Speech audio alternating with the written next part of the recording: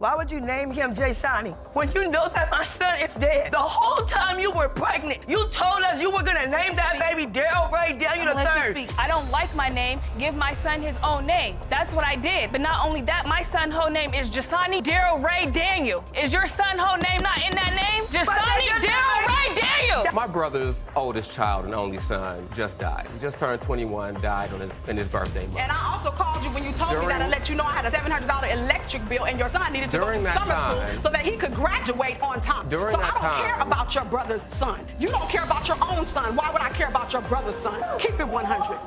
This whole thing starts like a wild family text fight. Miss Banks says Jada's blaming her dead son for a baby he might not even know. Jada's like, nope, he's the dad for sure. Ms. Banks, you say the defendant is pinning her baby on your son, Daryl, who was tragically murdered before her child was born. You say Daryl told you he didn't believe he was the father, and you intend to prove that today. Miss Banks says she and her son were super close and never even knew Jada until the end. She thinks Jada's just another ex, and now she wants proof.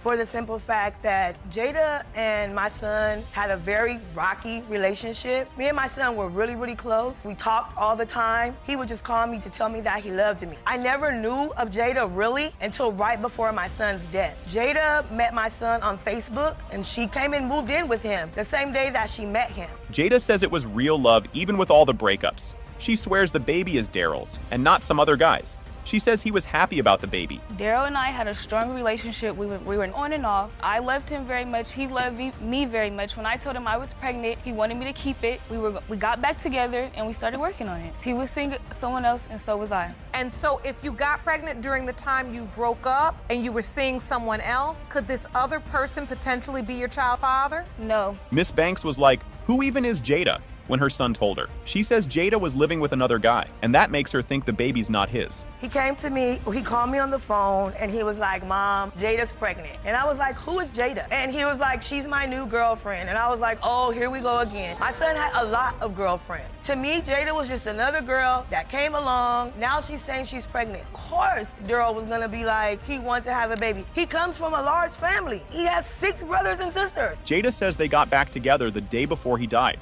Banks doesn't believe it, and things get spicy. The yelling gets loud real fast. I literally got back with Daryl on October 20th, and he passed away October 21st.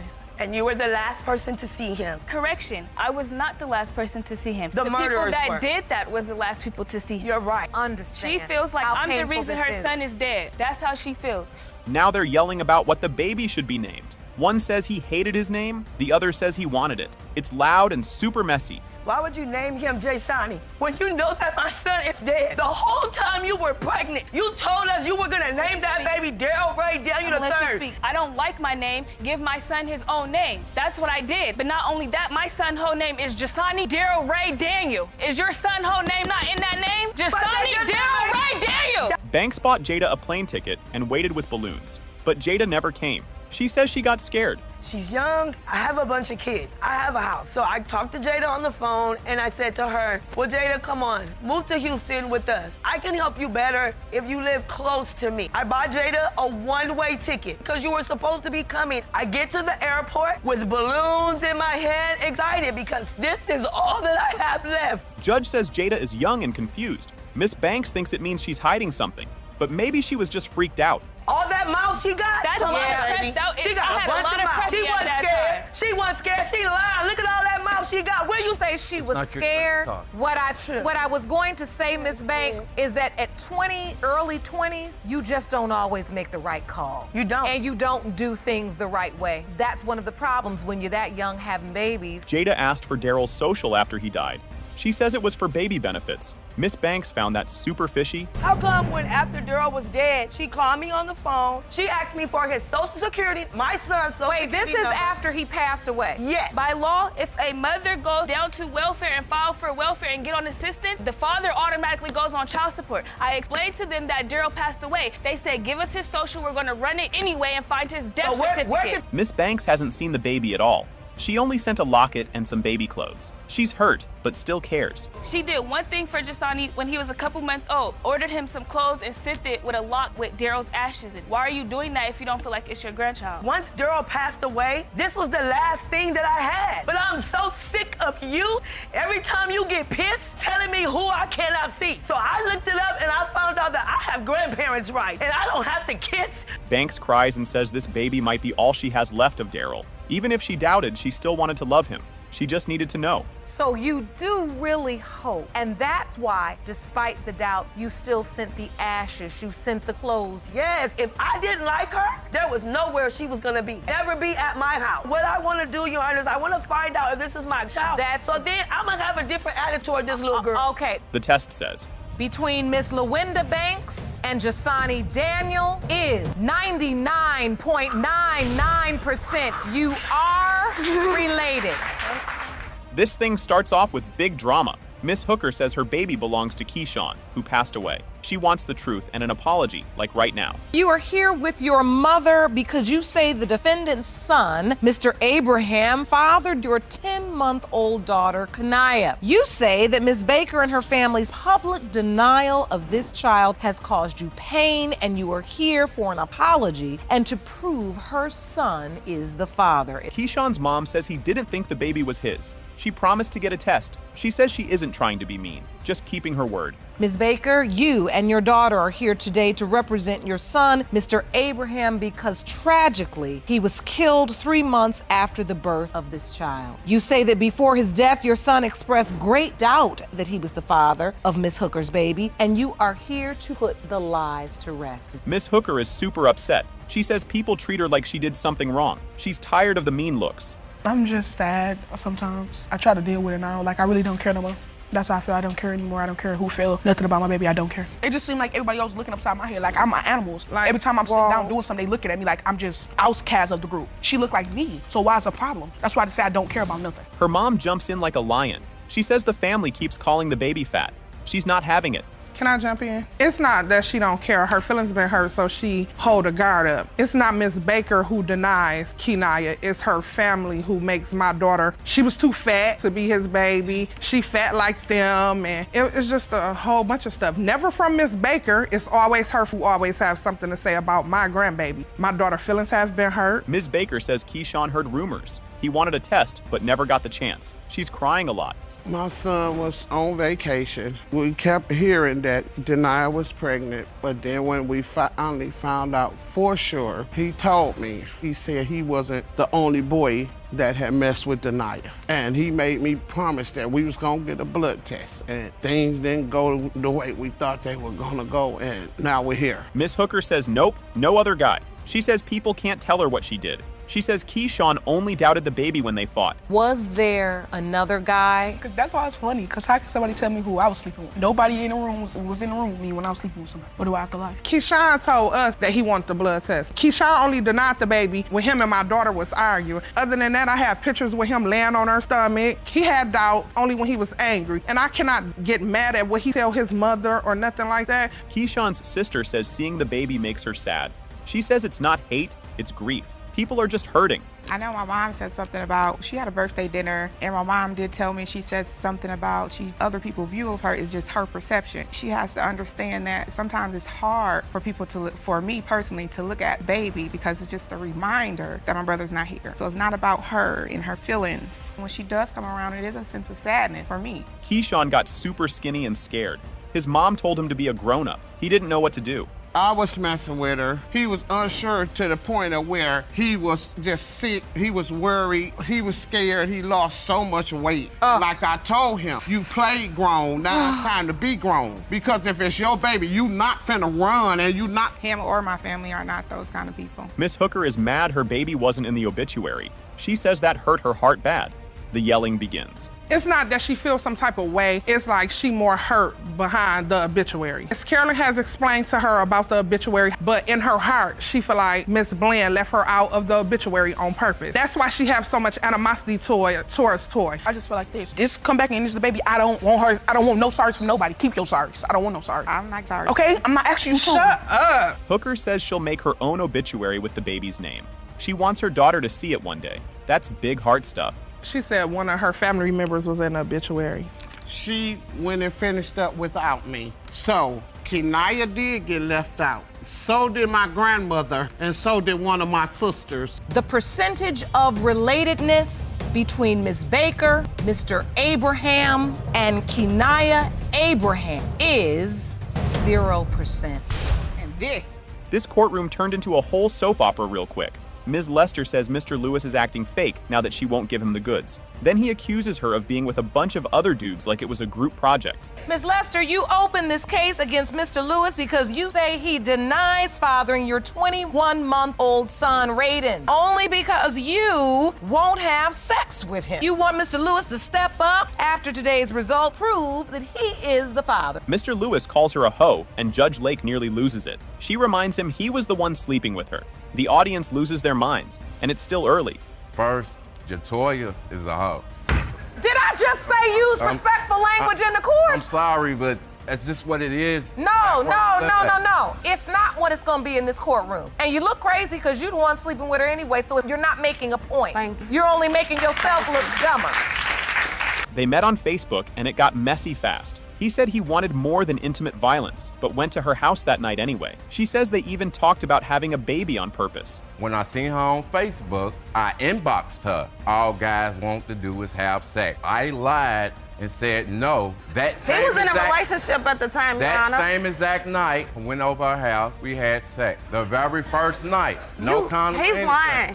He wrote me on Facebook in March of 2016. We didn't have sex until August. Lester tells Lewis she's pregnant, and he hits her with, "Who's the daddy?" Another guy signs the papers and cuts the cord. Judge Lake's face says it all. She tells me she's pregnant. Then she tells me it's my son, but tells another man it's his son. He was at the hospital. At the hospital, he cut the umbilical cord and he signed the birth certificate. So how am I the father? He sure did. The birth certificate has a different man's name. Lester says she was tired of chasing Lewis. He ghosted her like a bad Tinder match. This birth certificate, oh yeah, here it is, from the Commonwealth of Kentucky. Certified record of birth for Raiden Jador. Jador. Your father's name is another man's name. Yes, Your Honor. You let another man sign the birth certificate when you told Mr. Lewis it was his child? Yes, I did. Why? She already tested another guy and posted the results online. Lewis calls her a freak for that. Even Judge Lake laughs. Because we did a test and it came back that he was not his father. And he knew that because it was posted on social media. He called me. Who posts paternity results on social media? You know why? Excuse my language. Please say it. Say it. Lewis says he got shot so much he can't make babies. He swears the kid doesn't look like him. Lester goes, "Yes, he does." I've been shot multiple times to where the doctors have pumped so much medicine in my body, and they told me that I couldn't have kids at all. That's why you feel Raiden is not your biological child. He doesn't even look like me. Just because he's light-skinned, he has none of my features at all. Lester's fiance Kevin says he wasn't around when she got pregnant. Lewis says she tried to smash while Kevin was gone. Chaos erupts. Mr. Lewis just testified that you and Ms. Lester have had a 10-year relationship. Yes, Your Honor. And you've been sexually active with her for those 10 years? Not at all, Your Honor. When I got in the picture, Raiden was already, I'd say, 3 to 4 months. Right. Can't be, what, no, that still doesn't matter, because if you've been 10 years on and off. Lewis's mom says she loves the baby and cares for him. They treat him like royalty every weekend. Lester cries. He's been a real joy to me. I've developed this bond with him. He's developed a bond with my family. He's been around all of my family, and they all just love him to death. And you come and get him every weekend? Every other week I come and get him. He got clothes and everything at my house. And you have fallen in love, completely in love? Totally in love with him. Lester says she just wants Lewis to be the dad he never had. She owns up to her mistakes. Lewis says if the kid's his, he'll step up. I just want him to be a father to his son. Claimed that he didn't have a father when he was growing up. I don't want that for my son. Decisions and the mistakes that I've made in the past. All we can do from our mistakes is learn from them and make sure that we don't make them again. Yes. It has been determined by this court. Mr. Lewis, you are not the father. This mess starts real loud, real fast. She says he's a terrible dad. He says she's mean.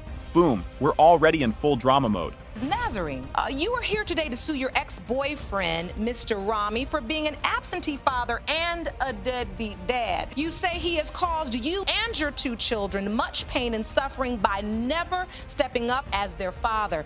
He says she hit him.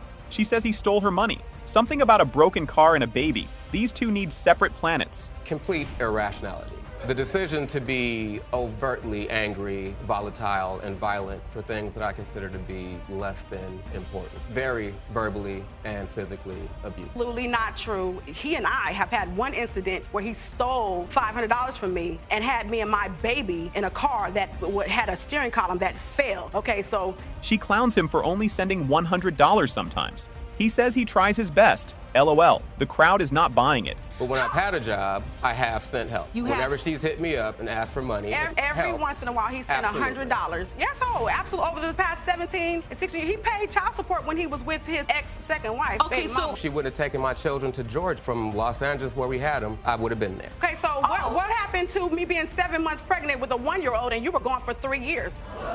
She said something ice cold about his nephew. The room went silent like in movies. It got real ugly, real fast. My brother's oldest child and only son just died. He just turned 21, died in his birthday month. And I also called you when you told me that I let you know I had a $700 electric bill and your son needed to go to summer school so that he could graduate on time. So I don't care about your brother's son. You don't care about your own son. Why would I care about your brother's son? Keep it 100.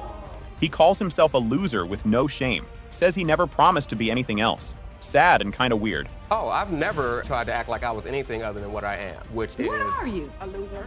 No, I'm being honest. He says he's being... I want him to tell me. I am a writer. She made her decision to be with me with that information. Really? I've never acted like I was going to go get a job that was going to provide me with a raise and with upward mobility so I can be somebody that's making $100,000 a year. He says she punched him and trapped him. She says nope, he's lying again.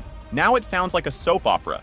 Not quite sure how she heard my statement of I'm leaving, but she decided to punch me in the face. Lie. After she punched me in the face, the exact quote, I'll never forget it, which was, hit me. He's a liar. From your perspective, you're denying all of this. What I'm saying is, he keeps on starting at bringing the bug back. The bug was freshly painted. Oh gosh, is this car again? I'm not talking about the car. Judge Lake roasts his wannabe rapper life. Says kids need food, not rhymes. Everyone claps and he just stands there. I don't want to see the day the father of my child tries to come up short for my baby. It's not going to happen. If there's anything that's going to infuriate a mother, it's for somebody to give a mediocre effort. You got to respect that. Is that you can stand there. I never promised her anything. I'm a writer. Their daughter is embarrassed, and who can blame her? Her dad won't get a job. Oof, major cringe. He just, in my opinion, doesn't feel like this man loves or cares for him or his sister. And then my daughter said she's embarrassed that her father refuses to work. Him and I having a friendship, never gonna happen because he's a liar, he's a manipulator, and he thought that he was gonna come to my city where I was born, defame me. And all you're doing is making yourself look like a fool. You two don't have to be friendly. Best for you two to have. Never, ever. Judge finally makes her ask when he's visiting. He says, tomorrow. Everyone holds their breath. When can you visit with your kid? As soon as possible, which will probably happen tomorrow. Allow it. So you might want to make some arrangements. This is what I've had to deal with this whole time. Oh, absolutely. Those are my children, and I take care of them. What I've had to deal with the whole time. Oh, please, you're a liar. Including phone calls. Every other weekend. You need to, you're lying. I brought them to you every other weekend and brought food because you couldn't even feed them. Right away, this court is buzzing like a beehive. Judge says the mom hid a big secret for 29 years. Just wait, because her son's about to come in hot. Miss Moore, your son has brought you to court today, but asked to have some time alone with me before he enters the courtroom to present his case against you. You haven't seen your son since a lifelong secret became exposed just 2 months ago. The court has already issued a paternity test, and those results will be revealed today. Early tells us he heard stuff when he was 9.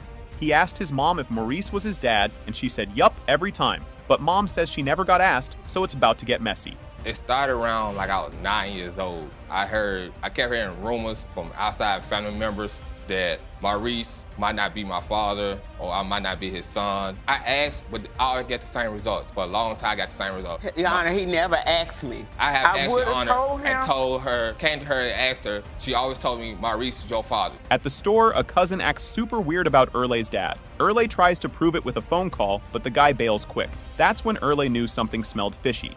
I went to the corner store, just, something to eat. I seen another family member of mine. He asked me how my father was. I told him he's doing fine. You want to talk to him? He said, yes. So I went in my pocket, brought my phone out, called him right on the spot. As soon as he got on the phone, he said, oh, my bad, I got the wrong number. So he gave me back the phone. So I stood back. We had a little awkward moment, like. Mom says Maurice raised Erla and loved him like his own.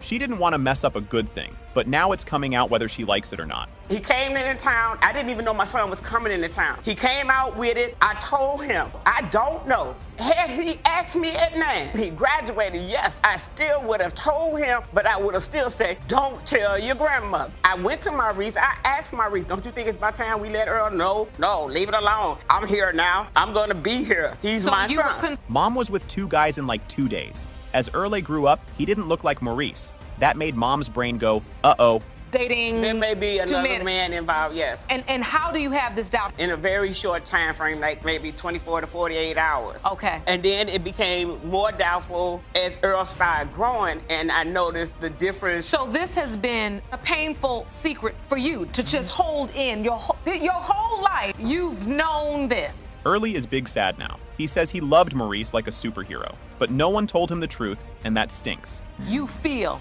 like you deserve the truth. Well, I would have to wait this long. Why would I have to wait this long? Who would have came, whoever would have came to me about it, whether it's her or Maurice, why would y'all come to me? The reason why it's coming out now is that I can't live this life no more. It was happened to me. My mom was caught between 2 men. Erle's girl Cynthia is not chill. She says Erle's acting different, and the kids feel it too. Then she yells at Mom big time. We have a son and daughter together. Ever since he been going through this thing with his mother months ago when he found out, he's been distant with her, he's been distant with me, he's been distant with our children. The lie that she's been holding for almost 30 years, true enough, I can understand where Miss Jackie is coming from, but at the end of the day, you have to live with the decisions that you make. Mom asks for a hug, and they cry like a sad movie. She says she loves him forever. Everyone claps like it's the end of a play. She is a good person for my son. She's good. She's a good mother. Maybe you needed to get that out, and maybe this court was just the place where you need to lay it on the table. With all of that said, can I hug my son? Of course you may hug your son, and then we can have the results. The man who has raised you for the past 29 years is not your biological father. This court story started with total chaos. Monica brought her mom to figure out who her dad is, out of 13 possible guys. The court already tested 2 of them like it's a mystery game show.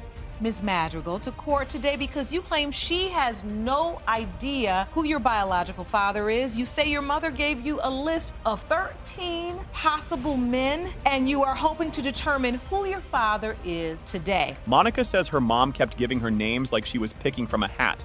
The list grew and grew and got weirder each time. Her mom even joked, pick any man in Seattle. The list came from my mom telling me over approximately a year, maybe a little longer. She would always just say, here's a name, here's a name. I think to her, it seemed like it was a joke. You couldn't narrow it down from 13? The 13 that she's named it's like 13 ghosts. Monica says not having a dad made her feel super lost. Her mom didn't seem to care, saying, you came from me, that's enough. Things got loud real quick. I feel lost. I feel confused. I don't know who I am. I don't know my heritage. I don't know what I'm completely mixed with. I don't know where I came from. I don't know nothing for the family. Matter. But that's only half the story. Nobody else matters. That's only half the story. Can't no man raise me better than you can, even though it doesn't even matter. You raised so me? save it. Oh, I raised you. No, you didn't. You weren't even there. So anyway. Monica tried to forgive her mom using God stuff, but her mom snapped and called her the devil, like for real. The judge was like, did that just happen? I have an ex that used to preach to me all the time about having to be close to my mom, and I wanted to be right with God. So therefore, she won't even That's allow. a good one. Use God, you damn devil. Use God. I'm the devil, man. You're the devil. Because all this is unnecessary. It's all unnecessary. It really is. All this is for her to find out what she wants to know. That's what matters. 2 maybe dads were tested, Keith and Derek. Monica was like, nope, about Keith. Said he was creepy. Time to bring in the guys. your statement to the court says that you've met the 2 out of the 13 that the court has administered tests to. Mr. Keith McCraney and Mr. Derek Smith. It's an evil smile and a happy smile. An evil smile and a happy smile. Well, who's the evil smile for? Keith. So I take it we don't care for him. I don't like him. I hate him with a passion. Keith said they had a 3-minute thing. 3 minutes. He didn't know Monica existed until he saw her years later. You know, we got together, she came over, she told me she thought I was sexy, whatever, good looking. We had sex, it was a 3-minute thing. You know, 3 minutes. 3 minutes. She confirmed it. And nothing but the truth. Okay. Monica met Keith when she was 13 and didn't like him at all. She even called him ugly in court. The judge had to shut it down. I was 13 and I was going into 14. I stayed the night over with him and his girlfriend and her kids. Come to find out that one of her kids was his child, but that she was in question at the time and they had to be tested years later. Everyone. I'll never forget, I told my mom, I said, gotta be kidding me. I said, Mom, this ugly, my dad. Now, wait a minute. Monica lost it and cried hard. She yelled that nobody understands her pain. The judge tried to calm her down. These guys, everybody's attacking me like I'm the one that was laying down sleeping with people. I'm the one that was made. Miss Myers. Okay? Miss Myers, look at me. Look at me. Because I shouldn't have to go through this. I'm 26 years old with my own kids. It doesn't matter because I'm your mama and I'm your daddy and that's what I've been. So no, you're not my daddy. You ain't my mama. You can save it. You can save it. Derek was chill and said he had a short thing with Monica's mom. He and Monica got along and hoped he was the dad. They even laughed about their big foreheads. Around the age 19 to 20, we had a brief encounter of sex. And then one day I seen Samantha and she gave me a baby picture and told me that you're possibly the father of this child. And then I did not see her for quite a long time after that. One day I was coming out of a building. Samantha drove up with Monica in the backseat and said, there's your dad right there. Derek is not the dad. Monica was crushed, but he still said he'd be there for her. It was super sweet and sad. The DNA test results show that Mr. Smith, you are not Monica's father. I never thought I'd have to hear that. I still love you, though. It's okay. I promise that. Be there for you. Surprise. It has been determined by this court that you are the father. There it is. Another man carry another man's baby, point blank, period. Like another man carry another man after she gave birth, she had the guy all up in her baby's face. That was a family member. No, you said that was your boyfriend. Let's get it right, shorty. 2012 or 13. There you go right there. He all that's a family member. No, he that's has your boyfriend. So if he's your daughter's father, why is it he doesn't have anyone to contact? Because I'm always changing my number. Like, I change my number like 3 times out of a month. Why? Because certain people have my number and I don't want them having my number, so I just changed my number. But if this man could be your child's father, how can they keep up with their child?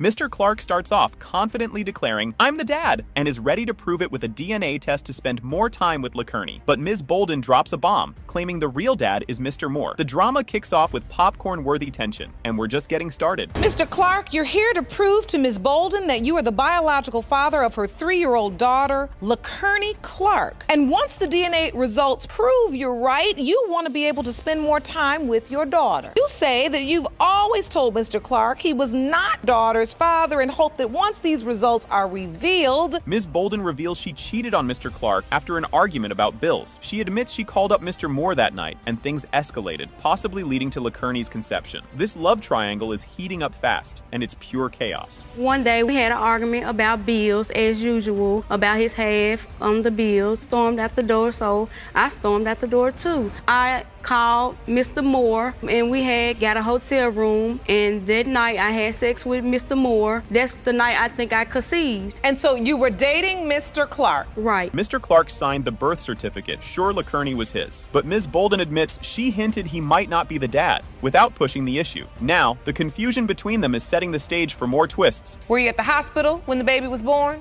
After, Your Honor. Signed the birth certificate? Yes, Your Honor. Ms. Bolden, all this is going on, and he's signing the birth certificate pregnant and he thinks this is his child, and you know in your mind you say that it's not? Yes. So during your pregnancy, during the child's birth, did you ever say anything, give a hint? Yes, ma'am. Mr. Clark describes his magical bond with LaKearney, calling her his princess. He's adamant she's his daughter and won't let anyone say otherwise. But just as things turn sweet, the drama thickens. I mean, we stayed arguing all the time. She made statements, I guess just to hurt me, that she wasn't mine, but yet and still, I had no doubt in my mind that little girl is mine. I always felt like she was my daughter, and I feel like this still. Whenever me and LaKearney meet, it's magic, you know what I'm saying? And she's very happy when she sees me. Mr. Moore believes he might be the dad, but hasn't been involved due to Ms. Bolden's changing contact info. He claims he'll step up if proven the father, but his track record has everyone doubting him. Suspense is building fast. So if he's your daughter's father, why is it he doesn't have any way to contact? Because I'm always changing my number. Like, I change my number like 3 times out of a month. Why? Because certain people have my number and I don't want them having my number, so I just changed my number. But if this man could be your child's father, how can they keep up with their child?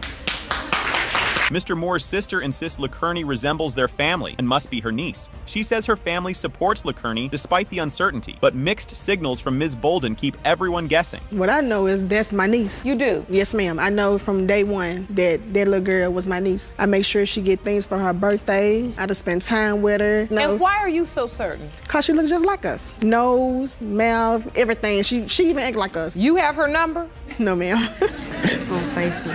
Mr. Clark's witness accuses Ms. Bolden of flip-flopping on who the dad is. They point out LaKearney calls Mr. Clark daddy, sealing his claim. The tension is like a soap opera, and the DNA results are about to drop. So you believe LaKearney is Mr. Clark's child? Yes, Your Honor, a little bit. Because at first you're saying Ms. Bolden told Mr. Moore it was not his child. Yes, ma'am. And LaKearney calls me daddy. She called me dad too. Yes. Ms. Bolden, does she call both men daddy? Yes, she do. Is that confusing for her? Yes, it is. It has been determined by this court that the biological father is Mr. Clark. This was wild right away. 2 women, 1 child, and 0 chill in the courtroom. Miss Lusk says her daughter, Samarai, belongs to her late boyfriend, Desmond, but Miss Page, Desmond's mom, disagrees. She's convinced Desmond was with someone else and claims she didn't even know Miss Lusk existed. You and your mother say you have no doubt whatsoever when it comes to knowing who your 3-year-old daughter, Samari's biological father is. Unfortunately, the man you claim is her father has died, and now you find yourself facing off against his mother, who is just as convinced that she is not your daughter's grandmother. Things heat up when money enters the chat. Miss Page accuses Miss Lusk of chasing a $50,000 insurance payout, saying it's all about the cash. Miss Lusk claps back, insisting it's about her daughter's recognition, not money, as tensions hit the roof. And so this insurance policy is in the amount of $50,000 you submitted that paperwork to the court. It is your testimony today that Ms. Lusk is attempting to get a portion of that money. That's why she's claiming your deceased son is her child's biological father. Yes, Your Honor. I never heard of Ms. Lusk. Your son was in a committed relationship. Somehow, Facebook makes this mess even wilder. Miss Page claims she learned about the pregnancy from a post, but wasn't convinced Miss Lusk was really pregnant. Miss Lusk explains she only found out later, adding more drama to the mix. Well, I'm thinking that someone told me via Facebook or something like that. No, ma'am. Do you know what happened? I contacted Miss Page through Facebook to tell her to call me. She called me, and that's when I broke the news to her about my daughter being pregnant by her son. The very first thing she said to me is, my son is a legend. My son has women coming out the woodwork. She seemed proud. Things get soap opera intense over Samarai's last name. Miss Lusk gave her Desmond's last name, Page, sparking outrage from Miss Page, who says it wasn't her call. Miss Lusk defends her choice, firing up the courtroom even more. So you gave Samari Desmond's last name? Without my permission. We don't need your permission. It was permission when I laid down and was intimate with him. No, that's it's not, permission. It's not been that's proven. permission. It's not been proven. But it will be today. You're not but it his will wife. be correct. I don't have to be, and you're not either. You wasn't in the room, Miss I'm Page. his mother. And I'm his baby mother. No, you're not. Yes, ma'am. The tension shifts as emotions spill out. Judge Lake steps in, pointing out Miss Page's grief over Desmond may be fueling her doubts. She urges both women to stop the public drama and focus on facts, calming things. For now, Miss Page is grieving. She doesn't even have a person to review the these facts with. She can't say to her son, Desmond, I need to talk to you about this, this, and this, so I can get an understanding. But much of this pain and animosity that is coming out in your testimony is because you do feel like you have a situation before you. Plot twist. Another girlfriend enters the story. Miss Lusk didn't know Desmond had a long-term relationship until after he passed. She discovered her pregnancy days after his funeral, adding another layer to this tangled web. Were you aware that Desmond was in another relationship with someone else? No, Your Honor. I didn't find out until the day of and the day after his passing. So how did you find that out? Facebook, social media. That's when, I believe 4 days after his passing, that's when I took my own pregnancy test and found out I was pregnant. That was April 24th. His funeral was April 27th. I didn't go to his funeral. The judge raises a tough question. Will Miss Page build a relationship with Samurai if she's proven Desmond's daughter? Miss Page hesitates, unsure if she can handle the drama, but the judge pushes her to consider what's best for Samurai. If, in fact, this beautiful baby girl is your late son's biological daughter, do you want to have a relationship with her? I can't answer that. Why is that? Plus, it's too much drama. And it's too much for me as well because you caused the drama. The moment of truth. It has been determined by this court. The probability of relatedness between Miss Page and Samari Page is 99.96%.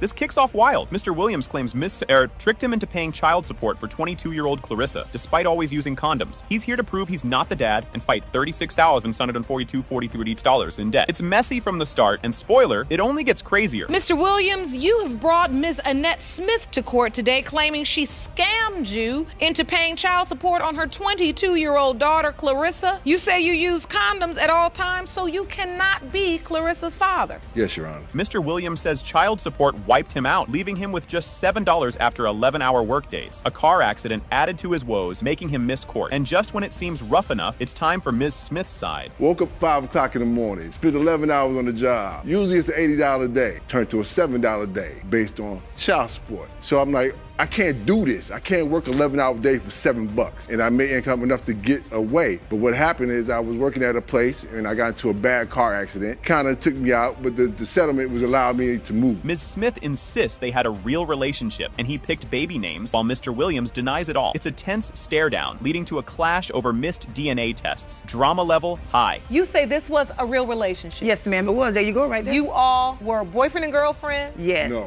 At the point that you realized you were pregnant, before that, were you sleeping with anybody else besides Mr. Williams? No. When you found out you were pregnant, did you tell him? Yes, ma'am, I did. What day? What was his reaction? The same night. Night? Yep. What night? Yes, I did. Oh, Forgot no, the name that he wanted me to name, but he wanted me to have a boy. What? Mrs. Smith says Mr. Williams missed court-ordered DNA tests due to an address mix-up. He claims it was deliberate so he'd keep paying. It's like arguing over 22-year-old spilled milk. Messy and expensive. When I was on Public Assistant, they asked Eli to come down here for the blood test. Eli declined. He didn't want to show up. Did you have an opportunity to take a DNA test, sir, and you didn't? No, I didn't. And I got his address when I went to California to see him. See, and now she moving too far ahead for herself because when she went to California, I'm telling the truth. She went to California to scope out my situation. Mr. Williams accuses Ms. Smith of tampering with condoms, claiming she's a sneaky ninja. Ms. Smith's disbelief is palpable, and the courtroom teeters between gasps and laughs. Then, Clarissa herself enters the scene. So, Mr. Williams, you say you always used condoms? As far as I know, always use condoms. What I do know is she used to take my condoms off to the bathroom, and whatever she did in the bathroom with that condom, because I used to lay there, well, I'll take care of that for you. You never said that. What, I'm gonna take care of? I'm gonna put it on you too? No, Who does that? You did. Oh my Lord, you. So what you're That's saying? why you smiling. What you're saying is you feel like there was foul play. Clarissa shares how she grew up thinking Mr. Williams was her dad, but had little contact. It's an emotional moment as Mrs. Smith proudly highlights her achievements. The family drama has layers upon layers. Is Mr. Williams the person you were always told was your biological father? Yes. You never were told anyone else could be your father? No. Do you remember him being in your life when you were growing up? When I was 5, he would call me. That's all I remember. But since then, you don't remember anything? No. You have not seen him? No. Holiday? No. Nothing? By the time that was probably happening, probably when that child support started hitting me. Ms. Smith praises Clarissa's 3.9 GPA and music skills, while Mr. Williams looks uncomfortable. Then, Clarissa delivers a heartfelt speech, ready to lay it all on the table. You just want her to know her father? Yes, ma'am, because he is missing out on so much. She made her own music, her own game video. She's a 3.9. And I can see you very proud of your daughter. Very so much. And now this is the last closure. And this I wanted to be done with so she can blossom and be a good woman. Whether you in her life or not, because you done missed out. Clarissa speaks about growing up without a dad, wanting support and love, but getting nothing. The room holds its breath as her words hit hard. The judge steps in to confront Mr. Williams with some tough truths. You missed out on my entire life. I wanted to have a father to brag things about in my academic life. I wanted to explore someone to support me. You were never there. I wish you were. We could have had some fun. You stopped calling me. My mom tell me these stories about how much you two had so much fun. The judge scolds Mr. Williams for ghosting a child, regardless of his doubts. She highlights the impact on Clarissa, and you can see him starting to understand, maybe. Then, it's time for the DNA results. And you have to respect that, Mr. Williams, whether you believe she's your biological daughter or not. She was told you're her father. Right. Her mother has pictures of you looking like you happy she's here. Can you accept that? If she's mine, I can accept that. But if she's not mine, I'll be more hurt than you imagine. Mr. Williams, you are her father.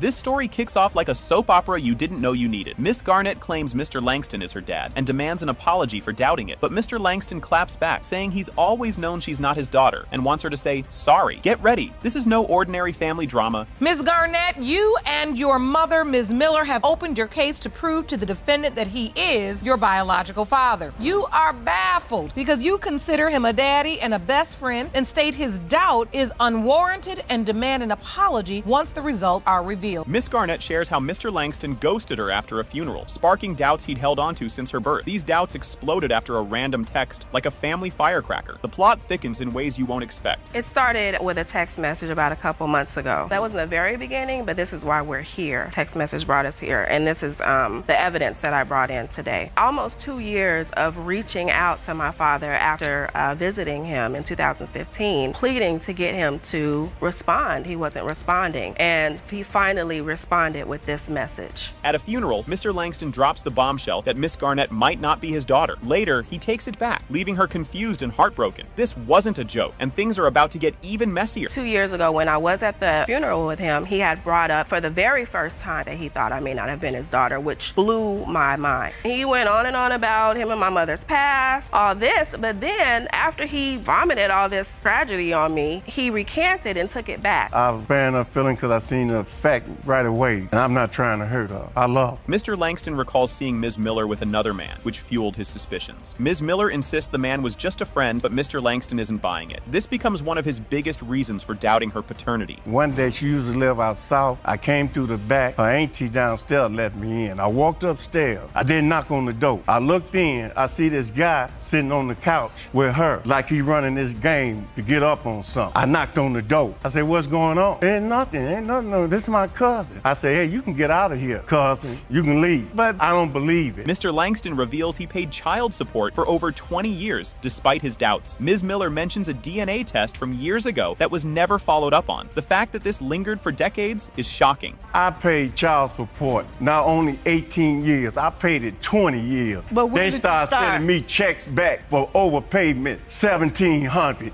So how come you didn't take that $150,000, pay for a DNA test when before I turned 36 years old? I'll tell you, I have the answer for you. Miss Garnett shares how devastating it was when Mr. Langston's text made her question her identity. She'd always considered herself a Langston, and this shattered her world. Despite her pain, she takes bold steps to uncover the truth. When he sent that text to me, I cried my hardest cry. Oh, baby, don't do that. I was devastated.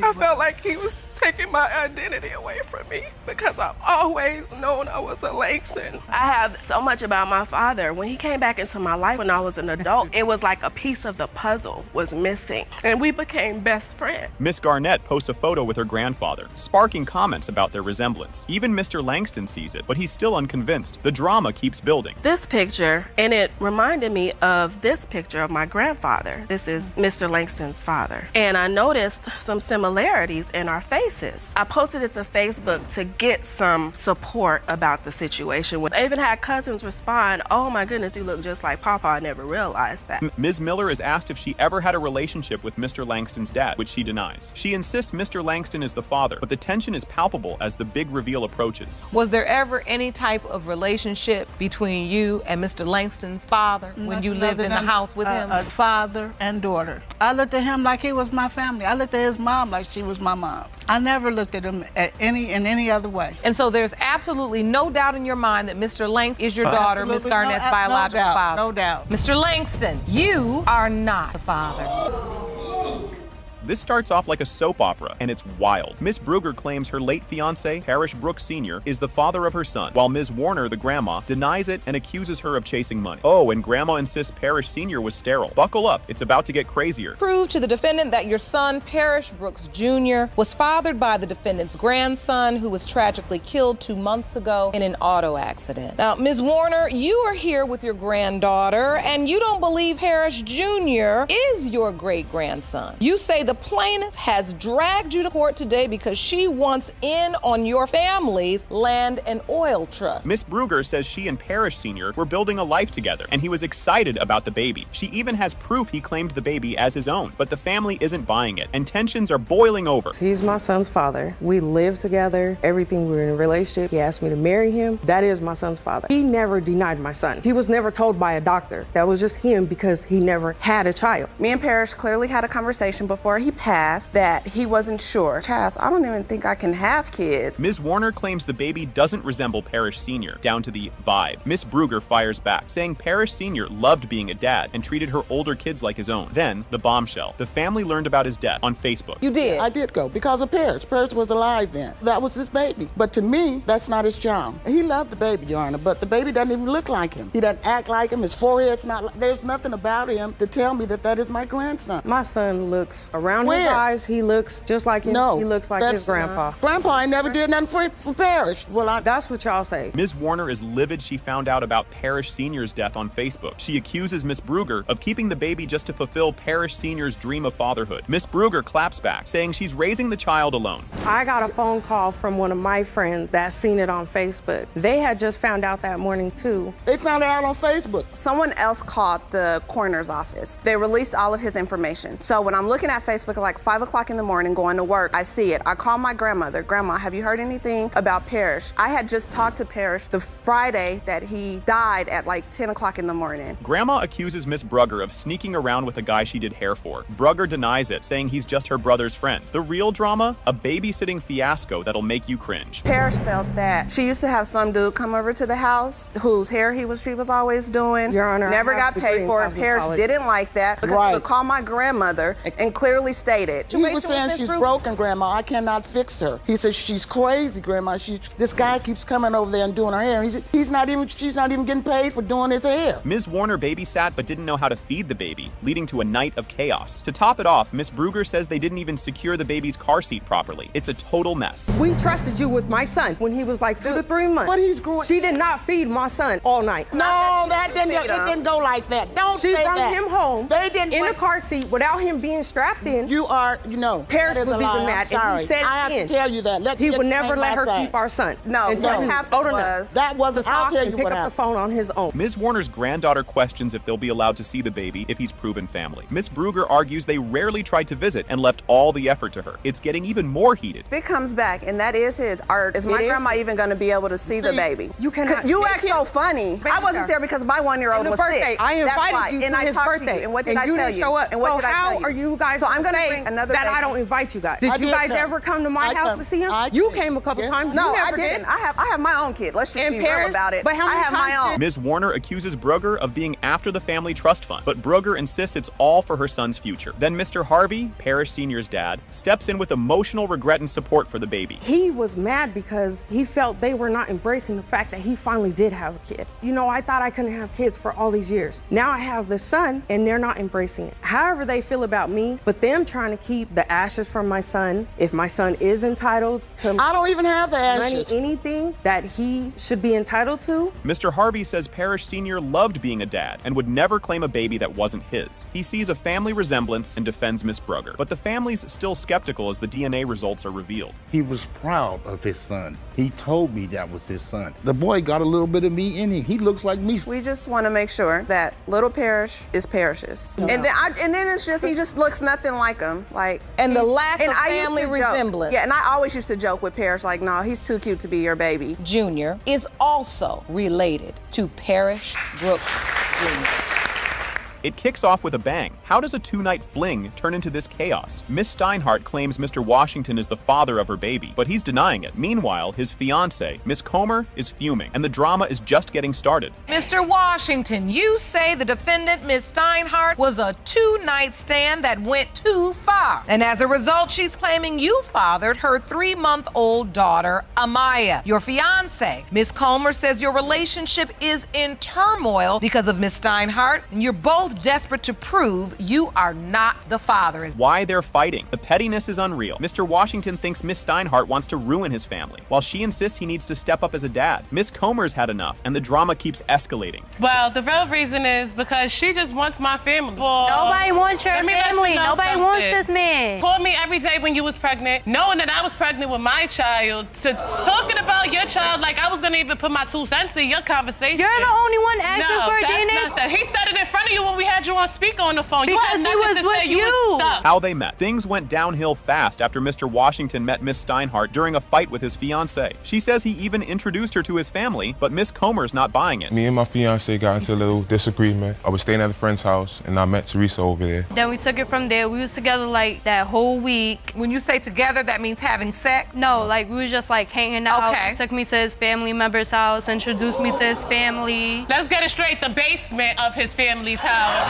Caught in the act. Picture this. A street confrontation with Miss Comer catching them together. Chaos ensues as Mr. Washington tries to play it cool, but it's not working. Basically, we was walking to the store and she was yelling from the other side of the block like, oh, I see you. And then I said, oh, I see y'all over there. Then they started walking like this. They out, running, ghosts. But they was out, they was ghosts, nowhere to be found. I don't know what you was on, but nobody was in ghosts. And you all were together at that time. Yeah. The photos that broke the courtroom. Miss Steinhardt shows cozy selfies with Mr. Washington, leaving Miss Comer furious. He admits to taking them, but claims they mean nothing. So, if your boyfriend was cheating, why would he be taking a whole bunch of pictures? That's why he takes a lot of pictures. He posted it on his page. No, you posted it on your page, sweetheart. So, Mr. Washington, because I want to hear from Mr. Washington. Hair from the dog himself. Yeah. Pregnancy plot twist. Miss Steinhardt says Mr. Washington told her to take a pregnancy test and then ghosted her. Miss Comer found out on social media and things got even messier. He called me and he was like, I think you need to take a pregnancy test because I think you're pregnant. Yes, you did. I never called you. Try to contact us all the time. You didn't call me? No, I blocked your number. You called me from a text-free number. Let's be real, because your phone was off. He asked me to take a pregnancy test and I went down to the hospital and I took a pregnancy test and it came back positive and I let him know. The mystery man. A photo with another man holding the baby raises questions. Miss Steinhardt says he's just a family friend, but nobody's convinced. Another man carry another man's baby, point blank, period. Like another man carry another man after she gave birth, she had the guy all up in her baby's face. That was a family member. No, you said that was your boyfriend. Let's get it right, shorty. That was my boyfriend since 2012 or 13.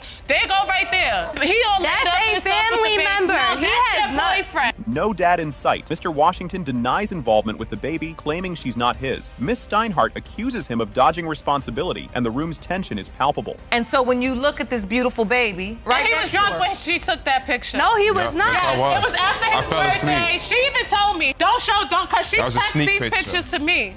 What's going on here? It looks like a dad. Basically, I was at a family member's house. He wanted to see the baby, and I was like, sure. The DNA shocker. It has been determined by this court. Mr. Washington, you are not the father. Thank you. Now have a great day with your life. If you were there when my mother died at the hospital on her deathbed and she told you she wanted you to take care of us, take care of me, whatever, where did you go? Why would you just leave us there? Why did we have to grow up the way that we did? That makes no sense to me. You just standing there Mr. Wallace, like you don't have a piece of remorse in the world. No, ma'am. You don't have any issues with cheating on your wife? No, she's not a victim. She's not? No. Oh, fill us in. She barely cooks. She doesn't clean. Correction.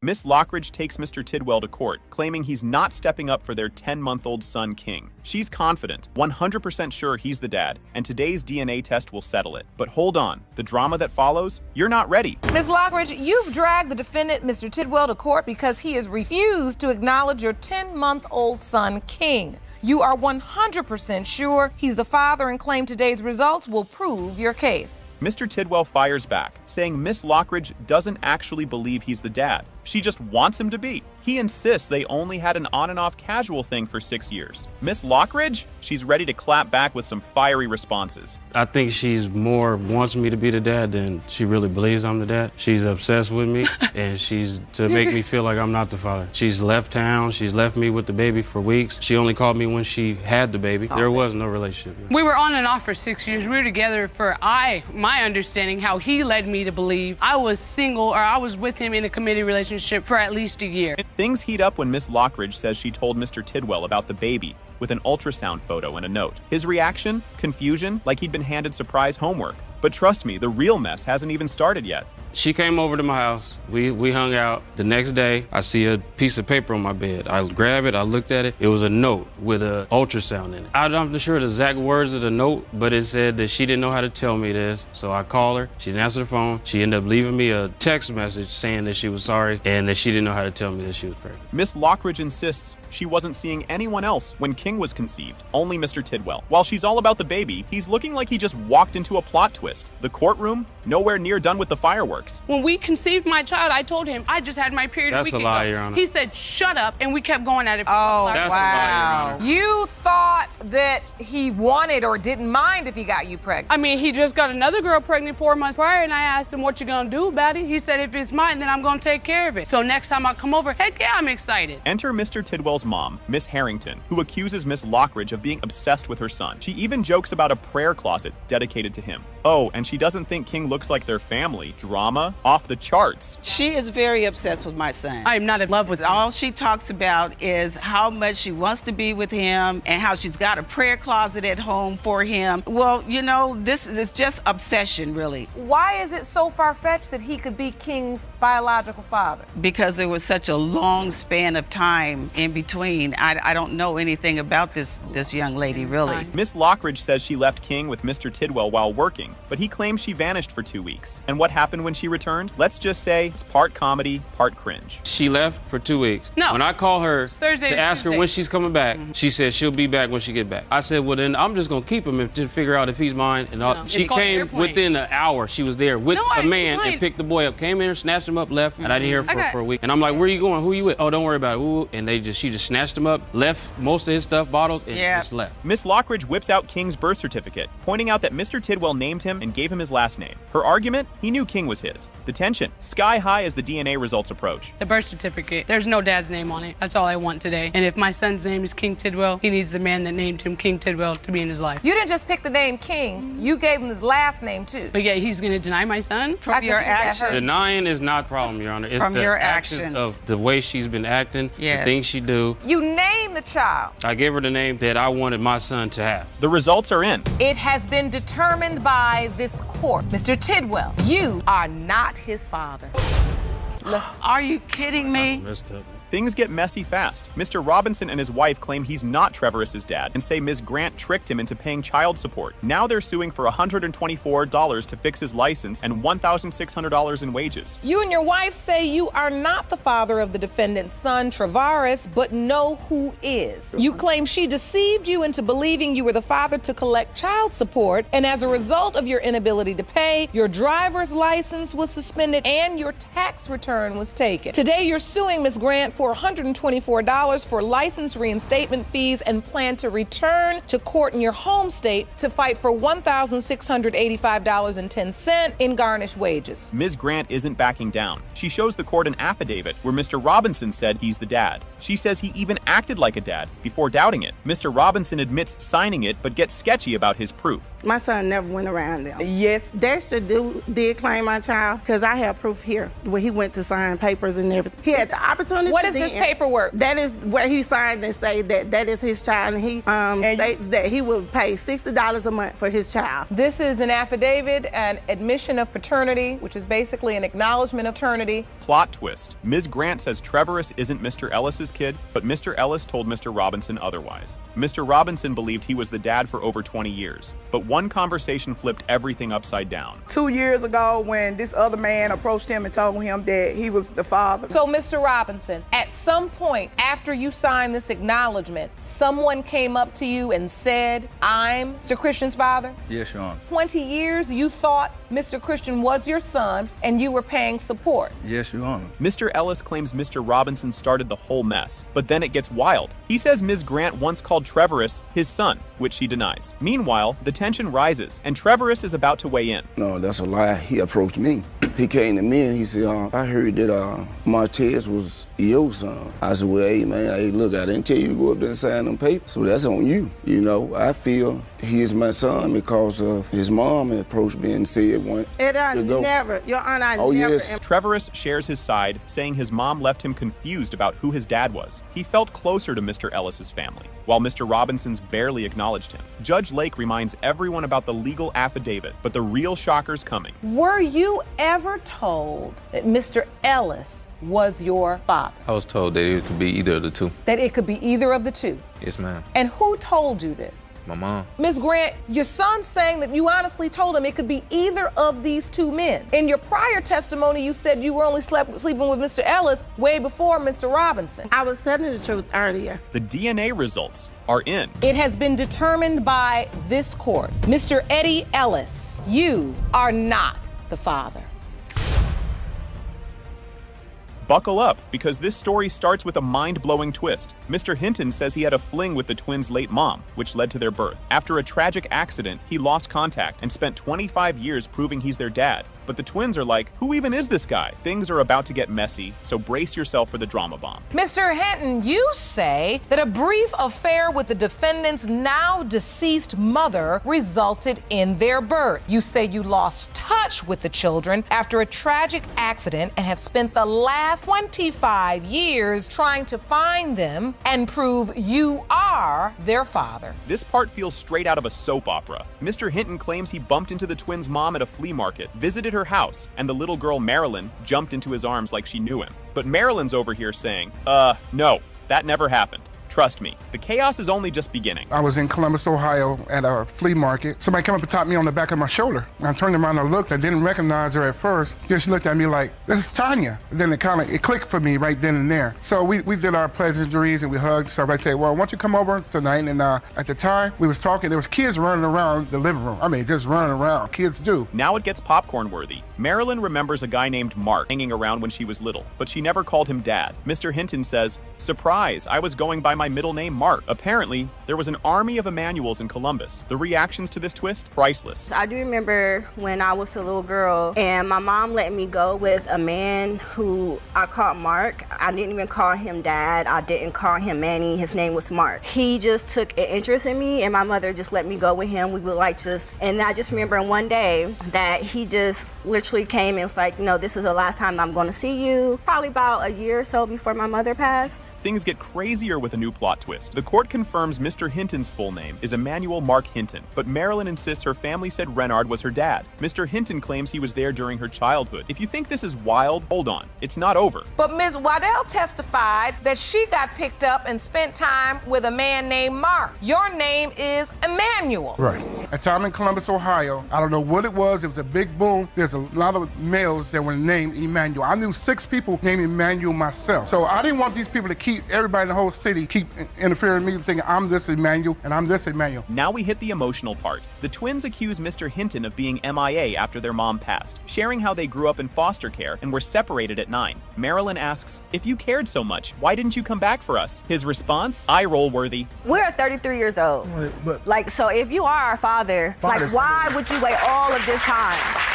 Me and my twin, we grew up in foster care and we were even separated at 9 years old. Where did you go? I don't understand after 33 years why you just come in all of a sudden and, you know, you find me on Facebook, you say you were looking for me all this time. I've been in the same place. Get ready for drama overload. Mr. Hinton says he promised their mom he'd take care of the twins, but needed time to get his life together. The twins aren't buying it, asking, where were you for 33 years? The roller coaster isn't stopping here. He was there at my mother's death. That makes me extremely upset. If you were there when my mother died at the hospital on her deathbed and she told you she wanted you to take care of us, take care of me, whatever, where did you go? Why would you just leave us there? Why did we have to grow up the way that we did? That makes no sense to me. No excuse that he can give me on why he wasn't there, especially when he keeps insinuating that he was there when my mother passed. This is a classic, are you kidding me moment? Marilyn asks why Mr. Hinton tried to pick her up, but not her twin brother. She's like, what parent picks one kid and leaves the other? Mr. Hinton blames challenges, but the twins aren't convinced. The tension is about to explode. Why didn't he come back to get both of us 7 months later? 7 months later? Yeah, why would you just say, I'm coming back to get Marilyn? Because he was not there. Okay. I was there. I'm not gonna take one and not take the other. I'm a single mother. I struggle, but I'm not just gonna leave him or just put him in foster care, let him go over, you know, ABC house just because I can't take him. We gonna struggle together. But there wasn't a cycle there, Yana. This kicks off with some juicy family drama that feels straight out of a TV show. Ms. Webster overhears gossip suggesting her dad might not actually be her dad. Her cousin chimes in saying, you're just like Mr. Ware. Same laugh, same walk. And suddenly, everyone's suspicious. You recently learned shocking news that Myron Smith, the man you believe to be your dad and who paid child support for you, may not be your biological father. Now you've dragged the defendant, Mr. Ware, to paternity court to prove that he is your father and claim today's results will prove your case. Yes, Your Honor. Ms. Webster dives into her baby book, uncovering clues that only fuel her doubts. She finds notes and gifts from Mr. Ware's family, while Mr. Ware admits he dated her mom but thought she wasn't his. Now, she's on a mission to untangle the truth with some spiritual guidance. I had a baby book for a long time, and I never really started putting things together until the blood type wasn't the same. And I'm looking in the baby book, and there's relatives of Mr. Ware's family that signed in when I was born. They bought gifts.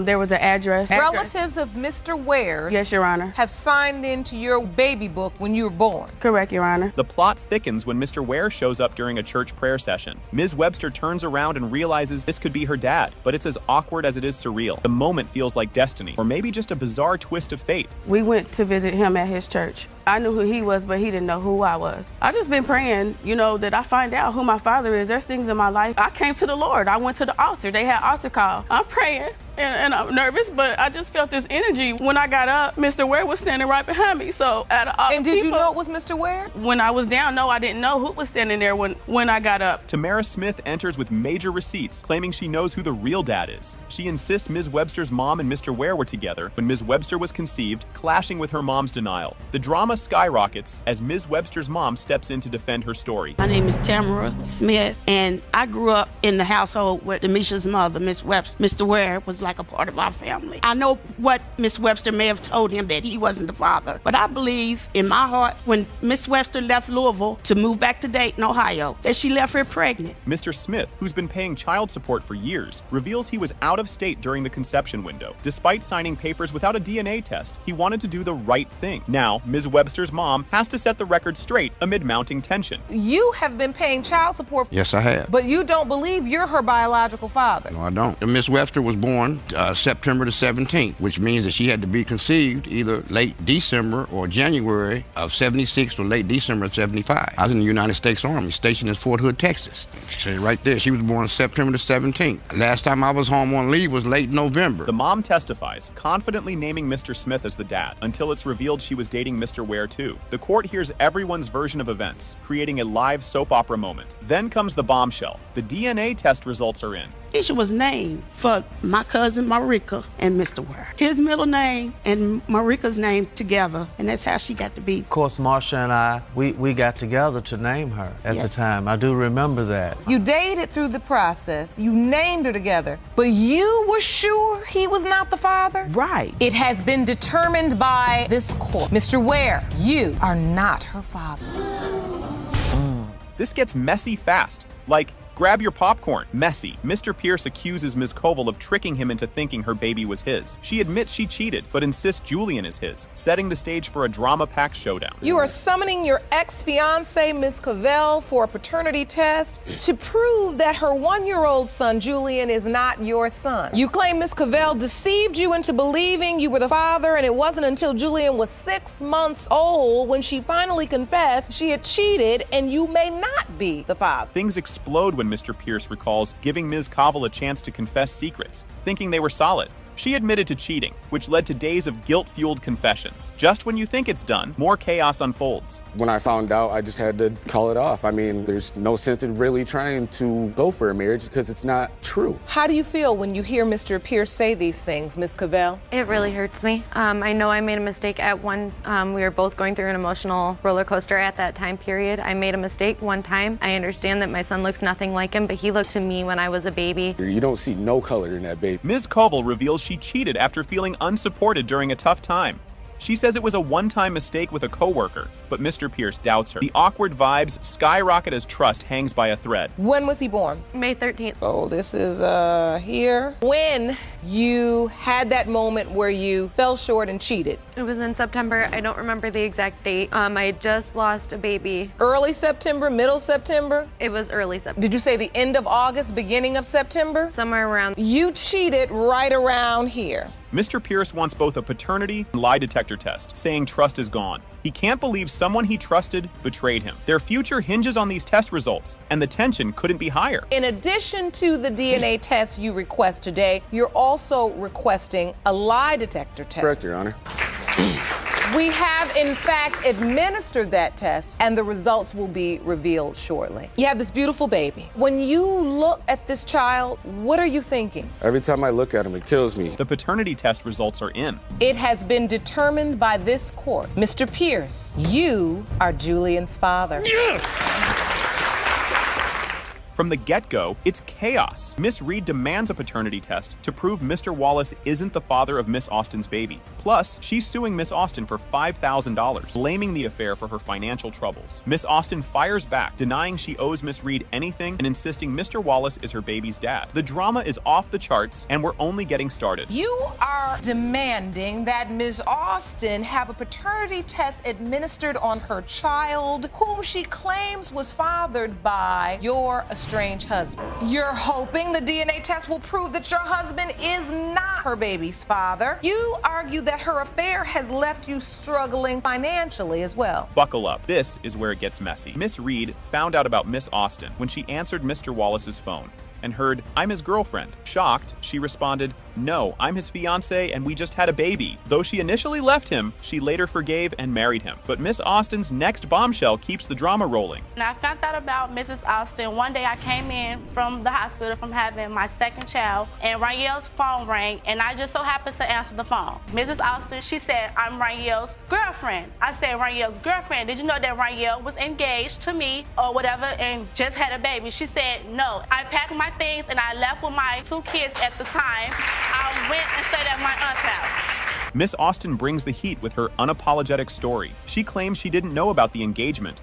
and only learned of their marriage via Facebook. Instead of apologizing, she blames Miss Reed for not keeping up the house, saying that's why Mr. Wallace strayed. Her confidence is wild, but when Mr. Wallace enters, the drama hits new heights. I found out on Facebook that Raniel, Mrs. Reed, was married. When she posted a picture up there of their marriage life, that's when I found out. And yes, I did confront Raniel about the marriage. So what you're saying actually is that you didn't have any regret or remorse about it because you felt like if she was handling her business, he wouldn't be over talking to you. Mr. Wallace arrives looking more casual than concerned. He admits to cheating, fathering 3 kids with Miss Reed and possibly one with Miss Austin, citing boredom as his excuse. Judge Lake calls him out for his audacity, while Miss Reed tearfully confronts the mess he's created. Things quickly turn emotional. You just standing there, Mr. Wallace, like you don't have a piece of remorse in the world. You don't? No, ma'am. You don't have any issues with cheating on your wife? No, she's not a victim. She's not? No. Oh, fill us in. First off, she wasn't a good wife. She barely cooks, she doesn't clean. Miss Reed's testimony is heartbreaking. She shares how her kids feel neglected now that Miss Austin's baby is in the picture. While upset with both parties, she ultimately blames Mr. Wallace for failing their family. Her only wish? For her kids to have a present, caring father, but there's still the $5,000 lawsuit to address. I'd rather for it to be his because I feel like ever since Rayo had other kids on my kids get the short end of the stick. They rarely see their dad. Like when I take them to see him, I have to like leave them with him in order for them to spend time with their father. Before her child even got in the picture, Rayo was there for my kids for whatever. Like watched them, gave them whatever. But now that Mrs. Austin's child is in the picture, my kids have to suffer. And I feel that it's not right. The $5,000 lawsuit hits a wall. Judge Lake rules that Miss Austin isn't to blame for the marriage's downfall. That's all on Mr. Wallace. Miss Reed looks frustrated, but the judge calls out everyone's messy behavior, reminding them that children's lives are at stake. And now it's time for the paternity results. We found out today through testimony and confirmation is that Mr. Wallace actually went after Ms. Austin. Now, in order for you to sue for alienation of affection, you have to prove that this young woman planned to destroy your marriage. I don't see that. It was his free will that started this affair. Are we clear? Yes, Your Honor. So for this reason, my judgment is for the defendant. Here's the moment everyone's been waiting for. In the case of Reed versus Austin, when it comes to baby Demuriel, Mr. Wallace, you are her father. Told you, dummy. She looks just like you, dummy. Excuse me, Your Honor, she got me. You know, you don't have to worry about that. If I'm a man, I'm gonna step up and do what I gotta do. My job is to protect you and to love you, to show you how a man's supposed to treat you, you know. This case is already messy right from the start. Ms. Rogers says Mr. Stone got her pregnant, but he's dodging responsibility. He says it was just a fling and that she was with other guys. Things are already heating up. You say after an encounter with your elementary school sweetheart, you ended up pregnant. Has gone through great lengths to deny he is the father of your son, Christian. You say Ms. Rogers is promiscuous and it was only a casual fling. You say she has even slept with some of your friends and therefore it is impossible you are the father of her baby. Ms. Rogers runs into her childhood crush, and somehow they go from long time no see to having intimate violence twice in one day. Their fling lasted about a month before she found out he had a girlfriend. Just when you think that's the big drama, nope, it gets worse. I was at my friend's house, or I was at her boyfriend's house, and we were chilling, and he walked through the door, and I'm like, really? We was talking, laughing. We went back to my friend's house with her boyfriend, and we had sex that day. We left her house and went back to his house and had sex again a couple times. And after that, it's just like, repeatedly, we would hang out, have sex. And then, boom, Mr. Stone drops a bomb. Their unprotected night together was during a threesome. The judge mishears and thinks he said freezer, making things even funnier. The audience is already losing it, and we're only getting started. Did you have unprotected sex One time, with Your Ms. Honor. Stone? It was not one time. And that was in the threesome. It was not. It was In not the one time. where? And the threesome between me, her, and... We had a threesome. The night I found out that he had a girlfriend, we had a threesome. Jerome, at first I thought he said in the freezer. Ms. Rogers finds out she's pregnant while getting a birth control shot. Talk about bad timing. She's scared because she's 18 with twins and just got into college. Mr. Stone, however, swears she never even told him. I went to the doctor to get my birth control shot because I know I'm having sex, so I'm like, I need to go because I don't want to have no more kids. Anymore? I have twins. 18 years old with 3 children? Yes. I didn't want no more kids because I had just got accepted to college. Things was looking up, so I was like, I wanted to like put the cap on before anything happened, not knowing that I was already pregnant. So it was like, I was scared. Ms. Rogers says Mr. Stone was right there for the ultrasound and even roasted the baby's big head. Mr. Stone says he never saw it and only got a picture through a text. Someone here is clearly lying and the audience knows it. Yeah, I wasn't driving. I was in the passenger seat. My friend came to me. We were chilling, talking, and then he said he had to go pick them up and drop dropped them off. He saw the ultrasound pictures when I came out the hospital. He looked at them. He held them in his hand and looked at them. No, I did not. Picture of my ultrasound. It said, you're having a boy. I didn't find out I was pregnant until I was 4 months pregnant. I give him that. I'm in the car with my friend. They had been over my house. They was like, I said, can you take me to my ultrasound? She said, okay. Now we've reached the math part of the drama. Ms. Rogers says the doctor confirmed the baby was conceived in November, which lines up with their fling. Mr. Stone, though, is looking at the timeline like it's an impossible puzzle. The lady said that I got pregnant during the beginning of November. No, Your Honor, we were intimate between the 17th and the 22nd. My birthday is the 24th. It was the week before my birthday. We had been having sex for almost a month. We started having sex at the end of October towards the end of November. It was the beginning, like the mid-November. Ms. Rogers pulls out text message receipts where Mr. Stone calls the baby my baby. Now he's backpedaling, saying he got attached but still isn't sure. At this point, everyone is just waiting for that DNA test. This is the first time he's saying this. Let me tell you something. When me and him talk, this is his baby. This is really baby. He says my baby. He does not say the baby. He says my baby. Text messages. The messages say, from Mr. Stone, what are you doing? And you say, sitting here. And Mr. Stone says, oh, okay, I miss Nugget. You write, okay. And then you write back, Mr. Stone, when can I have my baby? And then, boom, plot twist. It has been determined by this court. Mr. Stone, you are not the father.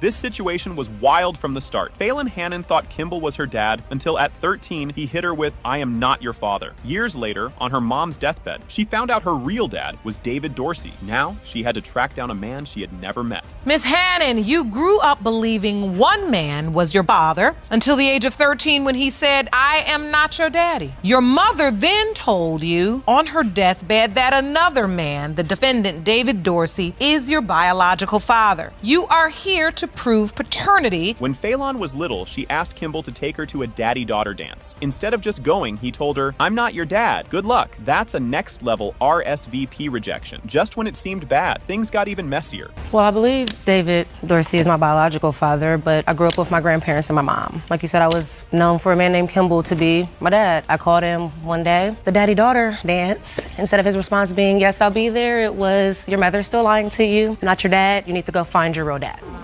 How cruel. Before passing, Phelan's mom finally admitted she had guessed wrong. David Dorsey was her actual dad. So now, on top of grieving, Phelan had to track down a stranger and hope he didn't reject her too. Buckle up, this ride was far from over. My mom, we would have her heart to heart because she was sick my whole entire life. You know, she would be talking about Kimball, she would talk about David. On her deathbed, she told me, I thought I'd pick the right one for you, but David's your father. So just before your mother passed, she says to you, I thought I picked the right one for you, but David Dorsey is really your biological father. Yes, ma'am. Wow. Denial. Imagine telling someone, hey, you might be my dad, and they reply, I don't even know your mom. David stood there, denying everything, while the audience gasped like they were watching a soap opera. But the receipts were coming. You don't believe you're her biological father? No, Your Honor. Why? Because I don't remember her mother at all. You don't remember her mother? I don't know her mother. So you are standing here at the defendant's podium in this courtroom today saying you know you cannot be Miss Hannon's biological father because you have never met her mother. No, I haven't, Your Honor. David thought he could deny it all until Phelan's godmother stepped in. She said, oh no, sir, I remember you. She recalled David bringing Phelan's mom lunch at work. Suddenly, he wasn't looking so sure of himself. Me and Phelan's mother, Veronica, we worked together. Mr. Dorsey, I have seen him come to the job to bring her mom lunch. Her mom would talk about her baby daddy being David. Your Honor. You don't remember any of this? Your Honor, I've never had sex with this woman. David claimed he didn't know Phelan's mom, but then it turned out he had a different last name, David Watkins. That was the name Phelan had heard her whole life. Either this was a wild coincidence or someone's memory was off. Because I remember her mom talking about a David. That's your dad. Oh wait, this is David Dorsey. You said David Watkins. It was a David. My name used to be David Watkins. I was adopted, and he changed my name to Watkins, and then when I got grown, I changed my name back to my dad's name. So what are you thinking? You thinking this woman just made this up? Your Honor, I don't know this woman. David's daughter, Melody, walked in and was like, Dad, stop playing. She hugged Phelan and said, that's my sister. If David wouldn't claim Phelan, Melody was going to do it for him.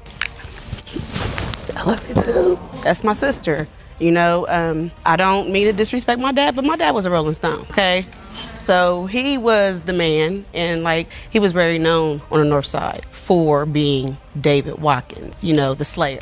Melody revealed that people had always said Phelan looked just like her. She even saw Phelan's picture and thought, that's literally me. Meanwhile, David was still like, I don't know, I don't remember. Sir, do you need glasses? There's this girl that looks like you. She looks so much like you. Can you please just get in contact with this girl, please, because you look so much like her. Went onto Facebook, and I looked up her name. When I seen her face, I was like, if that's not me, maybe about a good 50 pounds ago, Even David started questioning himself. He admitted Phelan looked like him and his daughter, but stuck to his "I don't remember" story. No worries, the DNA test was about to settle this. I feel sorry for her. Is there any part of you that says, if she is my daughter, I've missed out on 30 years of this woman's life, this young woman, this beautiful, smart young woman, I've missed out on her life? Yeah, I'm torn that way too, though. I feel one kind of way, but then I feel bad if I missed out on her life, if I am her father. Judge Lake opened the envelope and the room went silent. The result?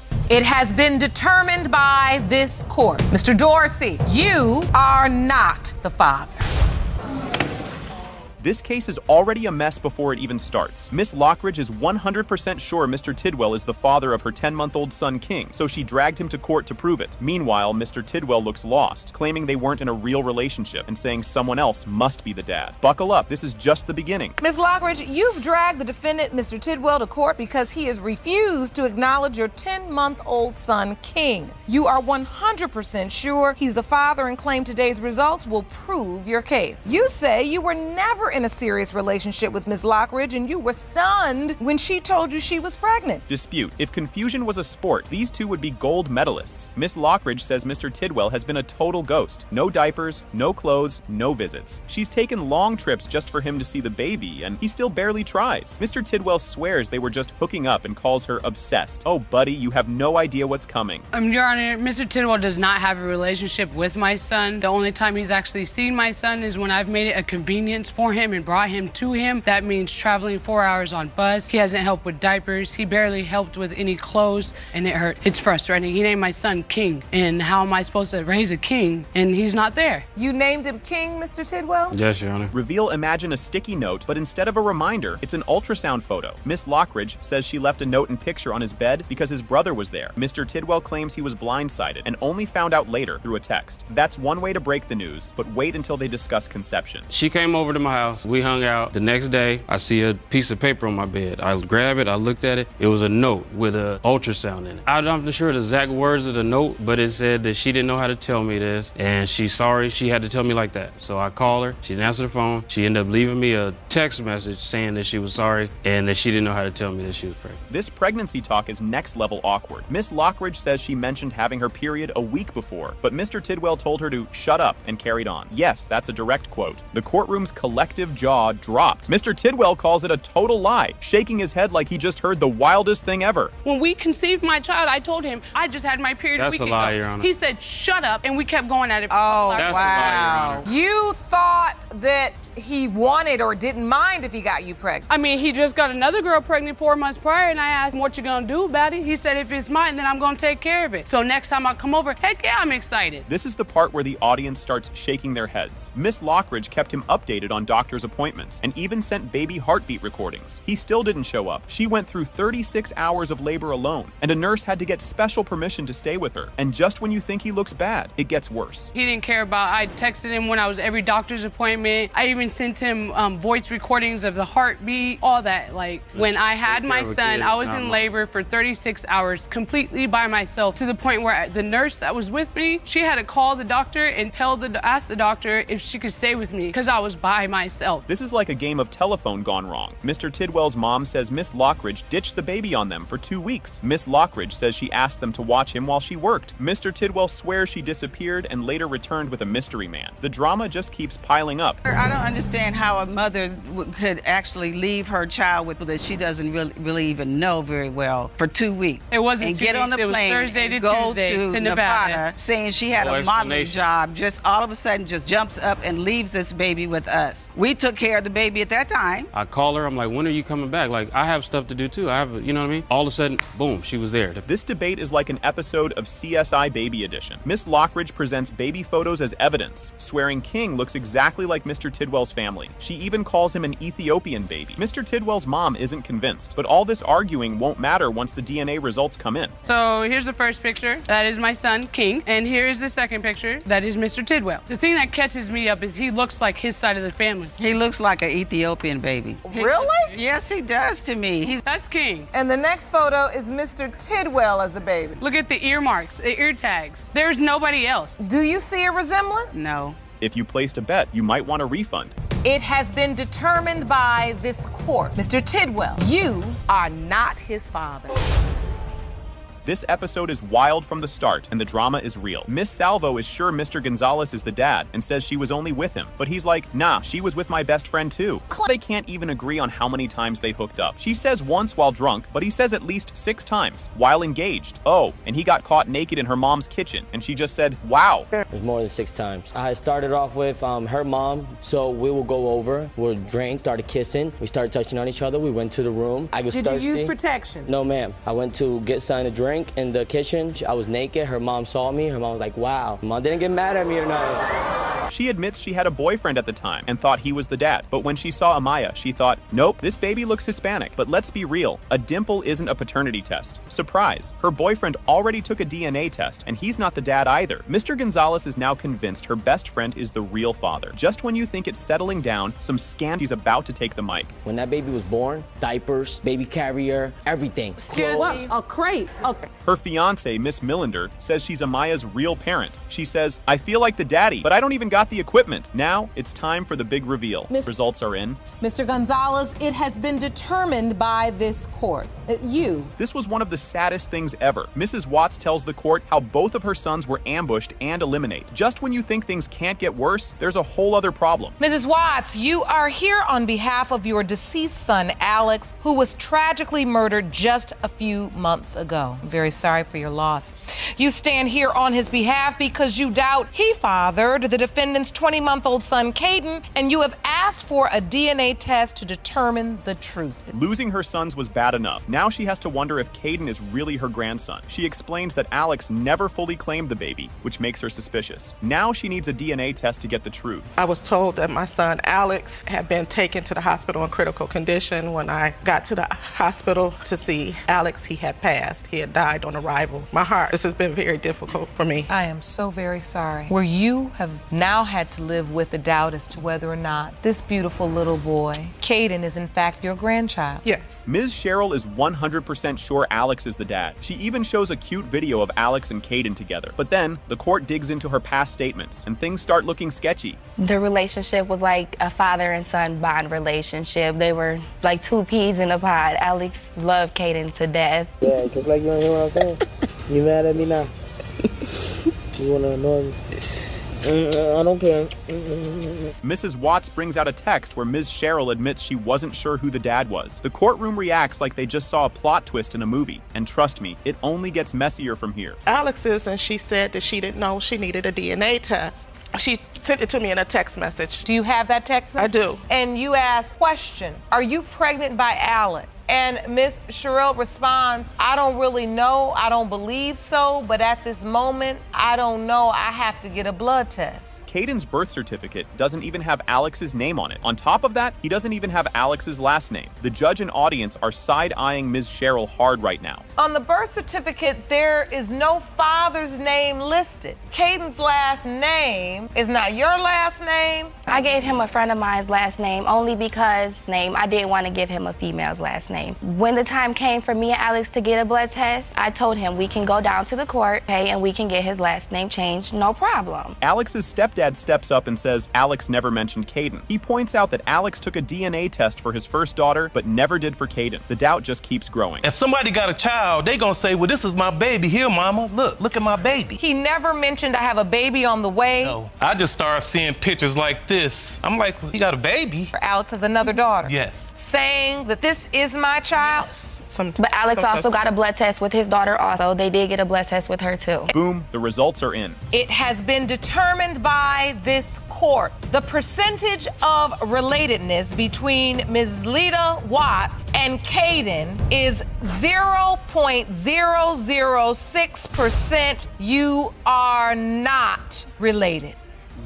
This case was wild from the start. Mr. Jenkins says he found his long-lost daughter, but Ms. Bond is like, who is this man? The whole courtroom is already confused, and it only gets crazier. Mr. Jenkins, you reached out to the court to open a case. You believe that you have a long-lost daughter and hope to one day find her to prove you are her father. So we've located the woman you believe is your daughter, and she's here in court today. Imagine some random guy showing up saying he's your dad. Yep, that's Ms. Bond's life today. She shows her birth certificate like a receipt, proving his name isn't on there. Jenkins, however, isn't backing down that easily. So this is your birth certificate? Yes. Under father's legal name, nothing is recorded. Your Honor. But you were raised by a man that you believe, you were told was your biological father. Yes, he died in a car accident in 1999 with my mother, and I believe that that was my father. So, Ms. Bond, ultimately, you come to court today completely in the dark. Yes. Jenkins pulls out an old ultrasound pic like it's a VIP pass to fatherhood land. He says he went to doctor visits and saved the photo for 24 years. Ms. Bond looks at him like he just tried to sell her a time machine. It's an ultrasound picture that I used to go to the hospital with her. You did. So when you found out she was pregnant, I was excited. I said, I got my first child. I got a girl. So this is an ultrasound picture of Ms. Bond. Yes. That you've saved all these years. Over 24 years, I've been saving that picture right there. Ms. Bond shares that she's been struggling and feels completely alone. Her story is heartbreaking, and the whole room gets quiet. Jenkins sees her pain, but she still isn't sure about him. I felt alone. You know, I didn't have anyone to talk to. I didn't have anyone. I lost my mother and my father, and I didn't have anybody. I'm still struggling. I'm homeless. I'm trying to get my children, and I have no one on my side, and I just feel so alone. I feel like a part of me is really missing. How many children do you have? I have 2 sons. There, Jenkins goes full movie dad mode and swears he's here now. He promises to love and support her, but she's still like, we'll see. The courtroom feels like a dramatic soap opera at this point. Excuse me, Your Honor, she got me. You know, you don't have to worry about that. If I'm a man, I'm gonna step up and do what I gotta do. My job is to protect you and to love you, to show you how a man's supposed to treat you, you know. I missed that growing up. I didn't have a father figure to tell me, you know, right from wrong. Today, I made a lot of wrong decisions because I didn't have anyone there. Jenkins says he's been searching everywhere. Social media, phone numbers, knocking on doors. Ms. Bond is like, sir, how did you have my number and still not find me? Honestly, she's got a good point. I used to go over one of your family members' house. I used to come over there every Christmas. I used to go there. Kept me out on the porch. Played crazy on me. Played like she didn't know who I was. I knocked on doors. I'd like to submit one more thing to the court. I have a Facebook page. If you went for social media, you could have found me. I did everything I could do. I've been looking for you over 24 years. That's one of your numbers that I have. Jenkins says he lost touch again after her mom died, and the search restarted. Ms. Bond basically tells him, that's sad and all, but you could have tried harder. She's not wrong, and the tension is real. I talked to her on the phone, and she said, in the next week or so, I'll let you see Andrea. I said, how she's doing? She's doing pretty good. A week later, I called her back at that number. Heard some bad news that she was in a bad car accident. Here we go again. Now it's starting all over again. She got killed in the car accident. You could have came to the funeral. Still don't feel like you're my father. I'm sorry.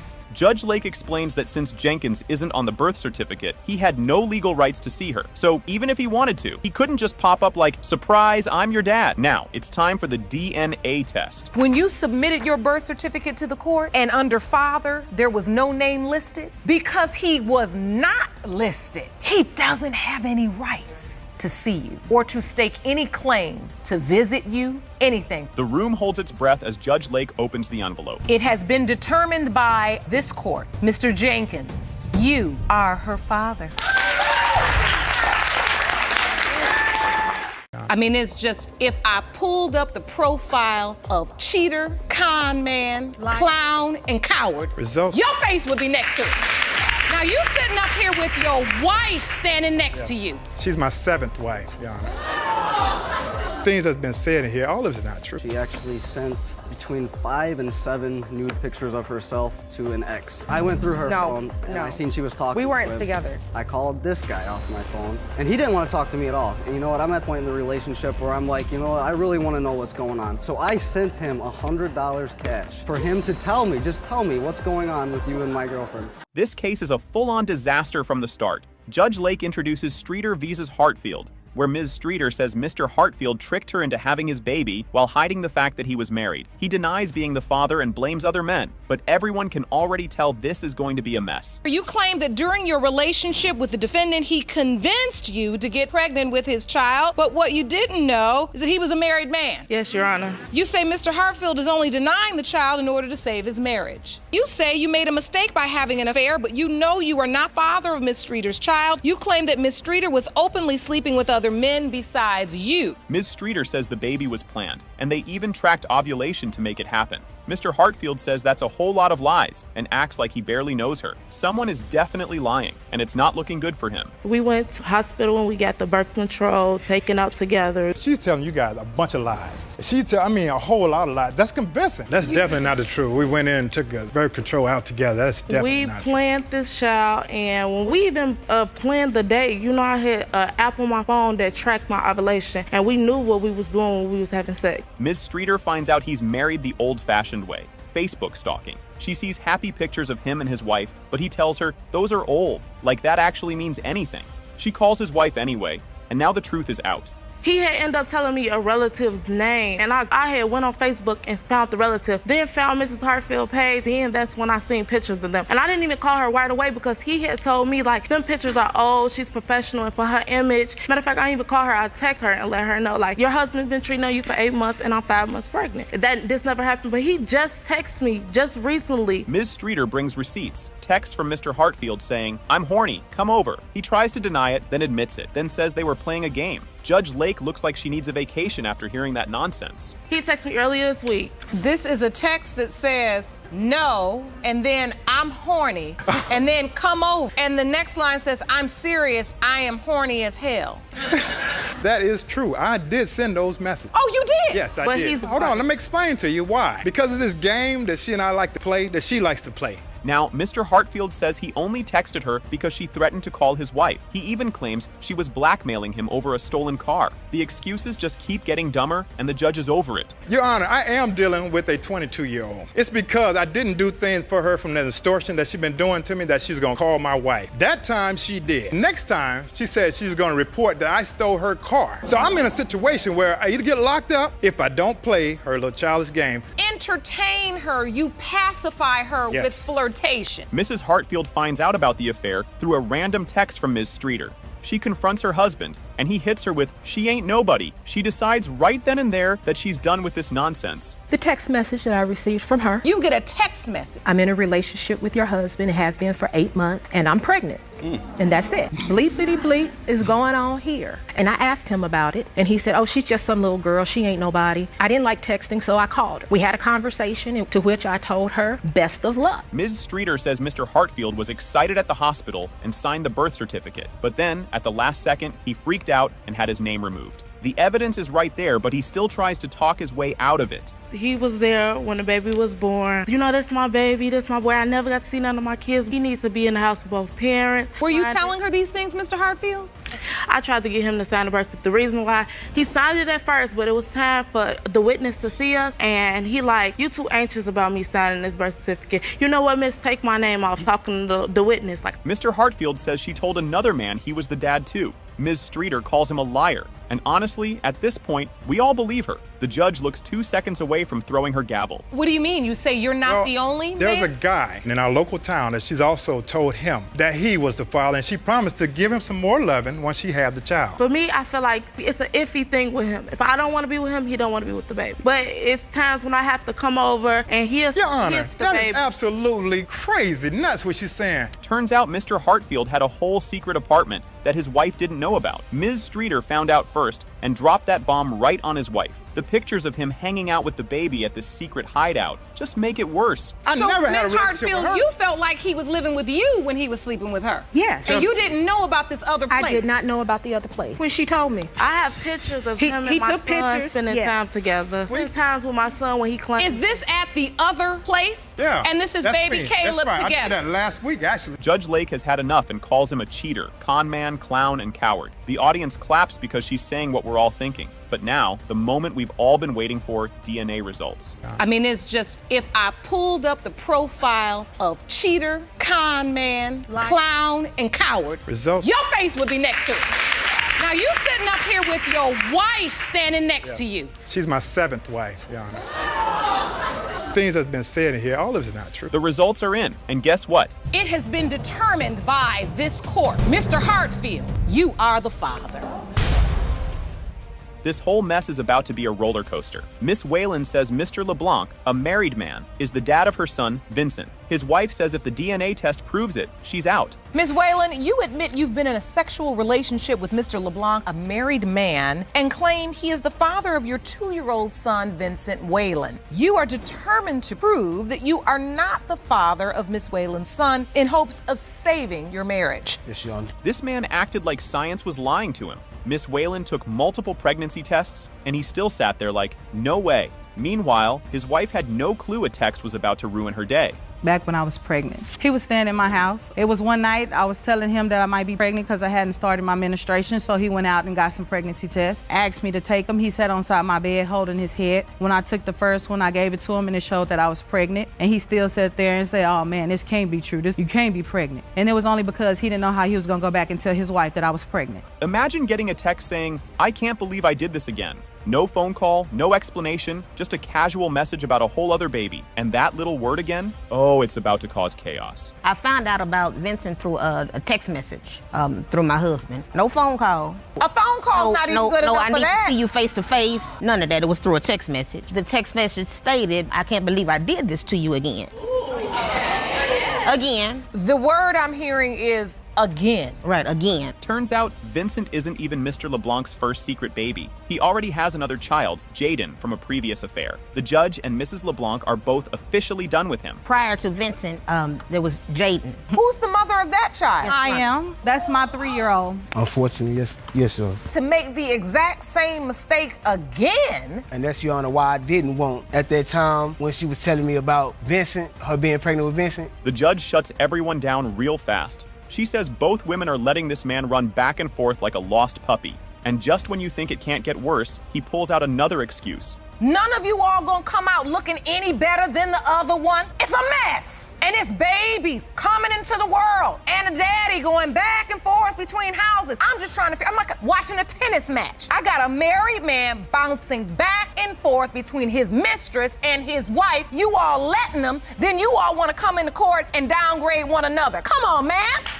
Now he says he heard rumors that Miss Whalen was sleeping with a neighbor. A guy in a pickup truck apparently hinted at it, and somehow that's his proof. The judge is not buying any of it. There was rumors, Your Honor, going around that Miss Whalen had slept with the neighbor. I was confronted at one time. A guy pulled up on me in a pickup truck. He was like, oh, you know who I am? I was like, nah, who are you? There was rumors going around that she had slept with this guy. We're here to offer proof that is relevant. Grandma gets up and immediately calls her granddaughter a sneaky little hoe. The judge tries to calm things down, but it's full-on reality TV drama at this point. Even the audience can't believe what they're hearing. Well, if she come out, Mr. LeBlanc's not the father, then I just know my granddaughter was a sneaky little hoe that bypassed me, and I didn't catch that. But I honestly don't believe that. See, whores sleep around. Whores leave their husband and go sleep with other men and let him go sleep with other women and then want to get back. That's what whores do. Hold on. No whore right here. This man really stands there and says, I love my wife. The audience is so over him, and the judge just shakes her head. Sir, your wife is done. Read the room.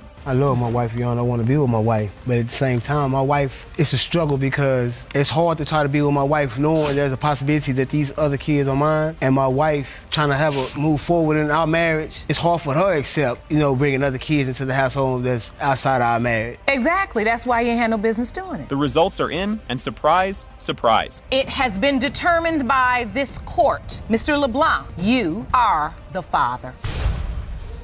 This part is wild from the start. Miss Phillips sues Mr. Gibbies for $1,000, claiming he's not helping with their baby. She says he's 100% the dad and wants a test to prove it, but Mr. Gibbies isn't buying it. He says she's been with too many other guys and isn't his problem. You are suing your ex-boyfriend for $1,000 in childcare expenses you claim he has ignored since denying that he is the father of your 2-month-old daughter, Jordan, whom he refuses to meet. Today, you have petitioned the court for a paternity test to prove he is the father and are looking to recover your $1,000 childcare expenses. This breakup sounds straight out of a soap opera. Phillips thought Gibbies was the one, but after some spiritual event, he suddenly said, "I gotta work on myself." Then, in the middle of the night, he drove her to a hotel and left her there. She was confused, like she got kicked off a reality show. But wait, there's a holiday party story coming up that's even crazier. I thought it was gonna be the best situation. I thought that actually the one for me. I think it started for me when, he went to this spiritual convention and he came home that night. He was just like, "You gotta go." Then he goes to a spiritual convention. Yes. And comes home and tells you get out. Yeah, he told me he had to go because he was working on himself, whatever. So I was like, well, it's late. Things get messy,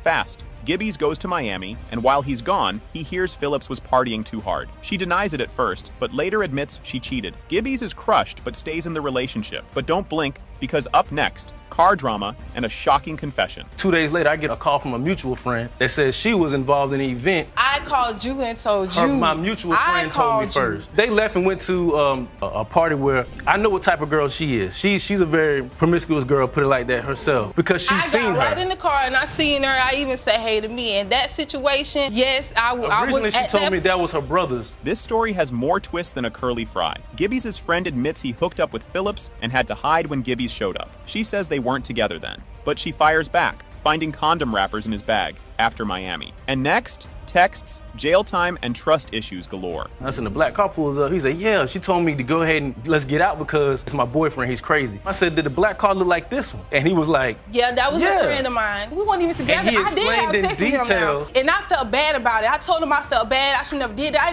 I didn't even feel good about it at all. The bag that he took to Miami, I see condoms in the open, and they open and one missing. This is the he said, she said Olympics, and nobody's winning. Phillips says she was loyal, but Gibbies says she lies about where she goes. Then he drops a bomb. While he was in jail for 2 months, he found flirty texts from other guys in her phone. And just when it couldn't get worse, boom, married man alert. A lot of times, because there's been times that we actually did things together, which I understand, because if you cheat once, then you think he's gonna think you always cheating. But then that's why I kept myself around him. There was so he times wouldn't think that something was wrong, and that's what I did. I even had problems with my people. My grandmother was getting mad because I always was running over there to him. This one had everyone shook. Phillips says Gibbies told her he was separated, but he was still legally married. Judge Lake sets him straight. You're still married till the papers say otherwise. And just when you think that's the biggest twist, the next confession takes things up a notch. When I first met him, whatever, and we was getting into our relationship, he told me that he had been married before. My wife at the time was living in Mississippi. We had been legally separated for almost 2 years. A man is married until he is divorced. But at some point you found out. Yes. 2 weeks later, but you continued. 3 years. We 4 years now. I did, because by then I felt like I was stuck. I was young and I felt like I was stuck. This part is sad and confusing.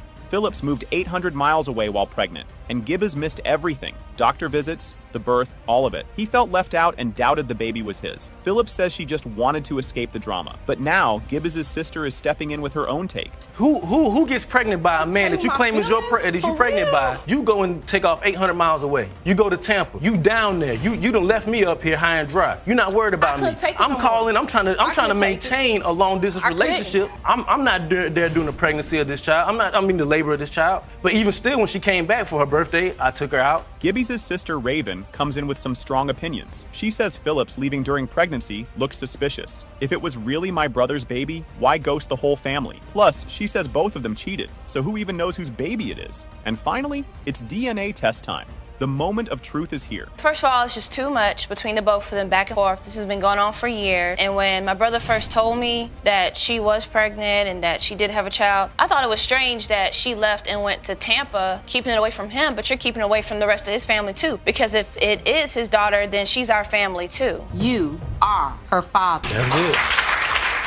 This part was wild. A man on his deathbed swearing a kid isn't his? Ms. Richardson asked her husband if he wanted to see the child, and he flat out said no. He kept denying it until his last breath, leaving everyone convinced he wasn't the dad. Your Honor, At my husband's deathbed, I had asked him, did he want to see his child? He said, that's not my child. So he kept telling me all the way until he took his last breath that she was not his child. And you feel like at that point, if he did feel it was a possibility it was his child, he would have told you? Yes, Your Honor. How do you not know a man is married when his whole family does? Ms. Russell says she had no clue until his mom told her after he had already proposed. She swears she was only with him, but things were about to get way messier. I wasn't told about a wife until I was with the mom one day, and I told her that he had asked me to marry him in a text. She said, I don't know how he gonna ask you to marry him when he already married. He told me that they were separated and that he was waiting on her to pay for a divorce because he couldn't do it. Lisa. But that's not what he told me. And my daughter-in-law, and that's that. Imagine grieving your husband and finding out he had a secret kid. Ms. Richardson got a letter from her mother-in-law spilling all the tea. She found out about the other woman, the baby, and got sent a picture of the child all at once. I found out from my mother-in-law. She wrote me a letter and we talked over the phone, and she told me that he had a girlfriend, and she also told me that he had a baby. She sent me a picture of the child. I don't even know what to say really about this because I'm very devastated, I'm upset, I'm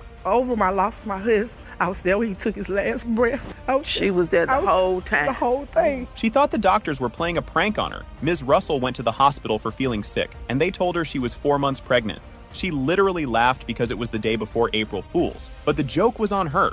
I got up to go to the bathroom one day and I could barely move. I called my mom and asked her to take me to the hospital. My aunt ended up taking me. I get to the hospital, they're like, just so we suspected you pregnant. I start laughing. I thought it was a joke. I'm like, this is the day before April Fool's Day. Why are you playing? I was 4 months and 3 days. I hadn't been with nobody since October. And then after that time, you ended the relationship. I left him June 28th. If you thought he'd be happy, think again. He tried to pay someone to convince her to take an abortion pill. Instead of stepping up, he acted like the baby was a problem to get rid of. Ms. Russell refused and left him while she was 5 months pregnant. Was he accepting the child? Was he saying? No, he told me he didn't want the baby. He tried to pay the neighbor to get me to take some type of pill to get me to have an abortion. So I just decided I wasn't gonna do it, and when I had the money, I was gonna leave. His own niece came in with receipts. He already told her he didn't think the baby was his. While he was away, he admitted he was seeing other women and doubted Eliza was his. And just when you thought this was the proof they needed, another twist came in. He was down south while his wife was away, and the first thing he said was, niece, I don't think that this baby is mine. I even have somebody else who's coming to visit me while I'm here. So she was never in the picture until the fact that she had the child. Never spoke about her until the fact that he said that there was a possible chance that her daughter, Eliza, was his.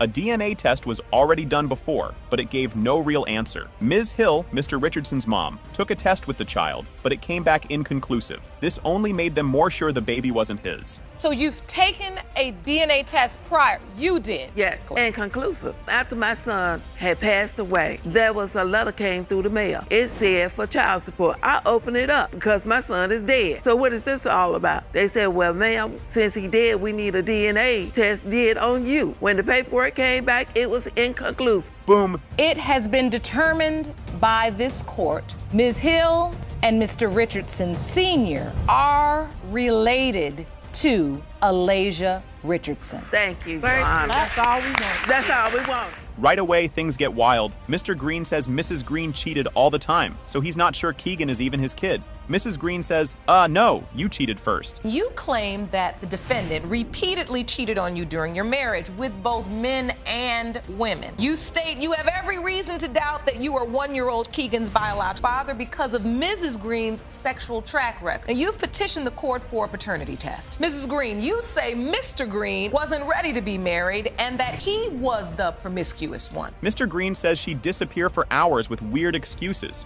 One time, she said she was going to Burger King, but came back 3 hours later. Bro, what were you doing? Grilling the burgers yourself? I mean, she used to leave me in the house, like, for numerous amounts of time. Like, she'd tell me she'd going to the store for, like, an hour. She'd be gone for, like, 2 or 3 hours. Like, she just been to her girlfriend's house. To her girlfriend's house can mean really her boyfriend's house, or both. I don't think Burger King at 10 o'clock at night is crowded until, like, 1 in the morning. So this is what made me, like, not want to be with her. And then when I did leave, the first time I did leave, I was going to see my other child. Mr. Green found a random condom wrapper on the floor and freaked out. Mrs. Green Green says he was in Atlanta, probably making another baby. Now they're just yelling, "You cheated! No, you cheated!" I found the condom wrapper on the floor. Like one time I came home out of town or whatever, I came, it was a Out condom of wrapper on town. the How floor. long were you out of town for? Where were you at when you were out of town? I was in Atlanta. Right, in Atlanta, right. Yeah, I was in Atlanta. With who? With my son, moms. But we wasn't together. So what are you talking about then? But still, what, you found the condom wrapper on the floor, you smutty. Mrs. Green said she got pregnant right after Mr. Green got back from Atlanta. He's like, how do I know that baby's mine? Their timelines don't match, and the math is not mathing. He comes back and then you're pregnant. You tell him you're pregnant. He was back for like a month before I found out I was pregnant. I had not been with anyone during the time that this child was conceived besides Oh, really? him. Somebody wasn't calling your phone? So you get pregnant through the phone. Anyway, like I said, I hadn't been with anyone during the time that this child was conceived besides him. Mr. Green's friend says people know Mrs. Green's name for the wrong reasons. Judge Lake is like,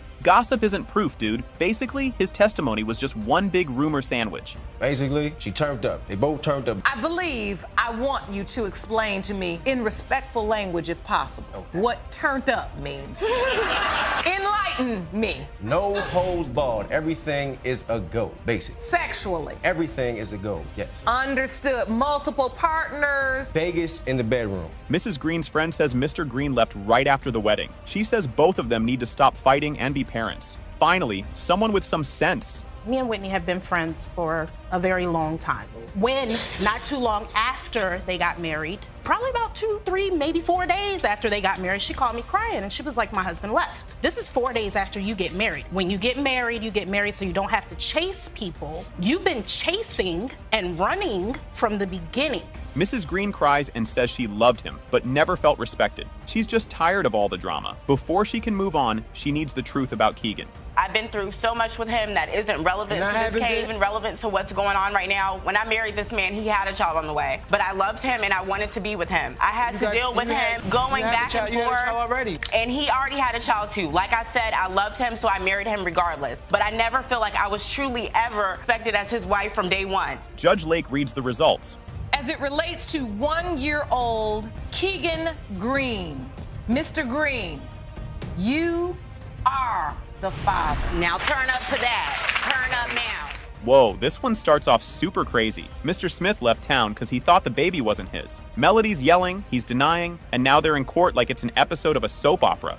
Ms. Melody, you and the defendant are separated and living in different states because he says he's not the father of your 9-month-old baby, Savannah. Mr. Smith, you say the plaintiff's continuous lies and infidelities are proof that you are not the father of her daughter and you refuse to move back in. Mr. Smith said the baby was way too dark to be his, like he thinks babies come out with ID photos. Melody said it was bruising from being born early. He still packed his stuff and said, I'm out. No. I moved hundreds of miles away because when my baby was born, she came out 5 shades too dark compared to me. I mean, we're both very... She was 2 months early. No, we're both very white. 2 months early. I wasn't fully dilated when she came out. She was bruised. He hasn't even seen our kids in a month. He's been gone for months. No, you he doesn't call. He doesn't help. I'm doing it all by myself. This man found Craigslist messages and went full detective mode. He even called the guy like, you messing with my girl? Melody says, nah, she was just selling cars. Okay, Your Honor, I was going through her phone like normal. I believe normal married couples do. They check up on each other's stuff. I mean, I do. But only because there was a history of infidelity. We're doing a little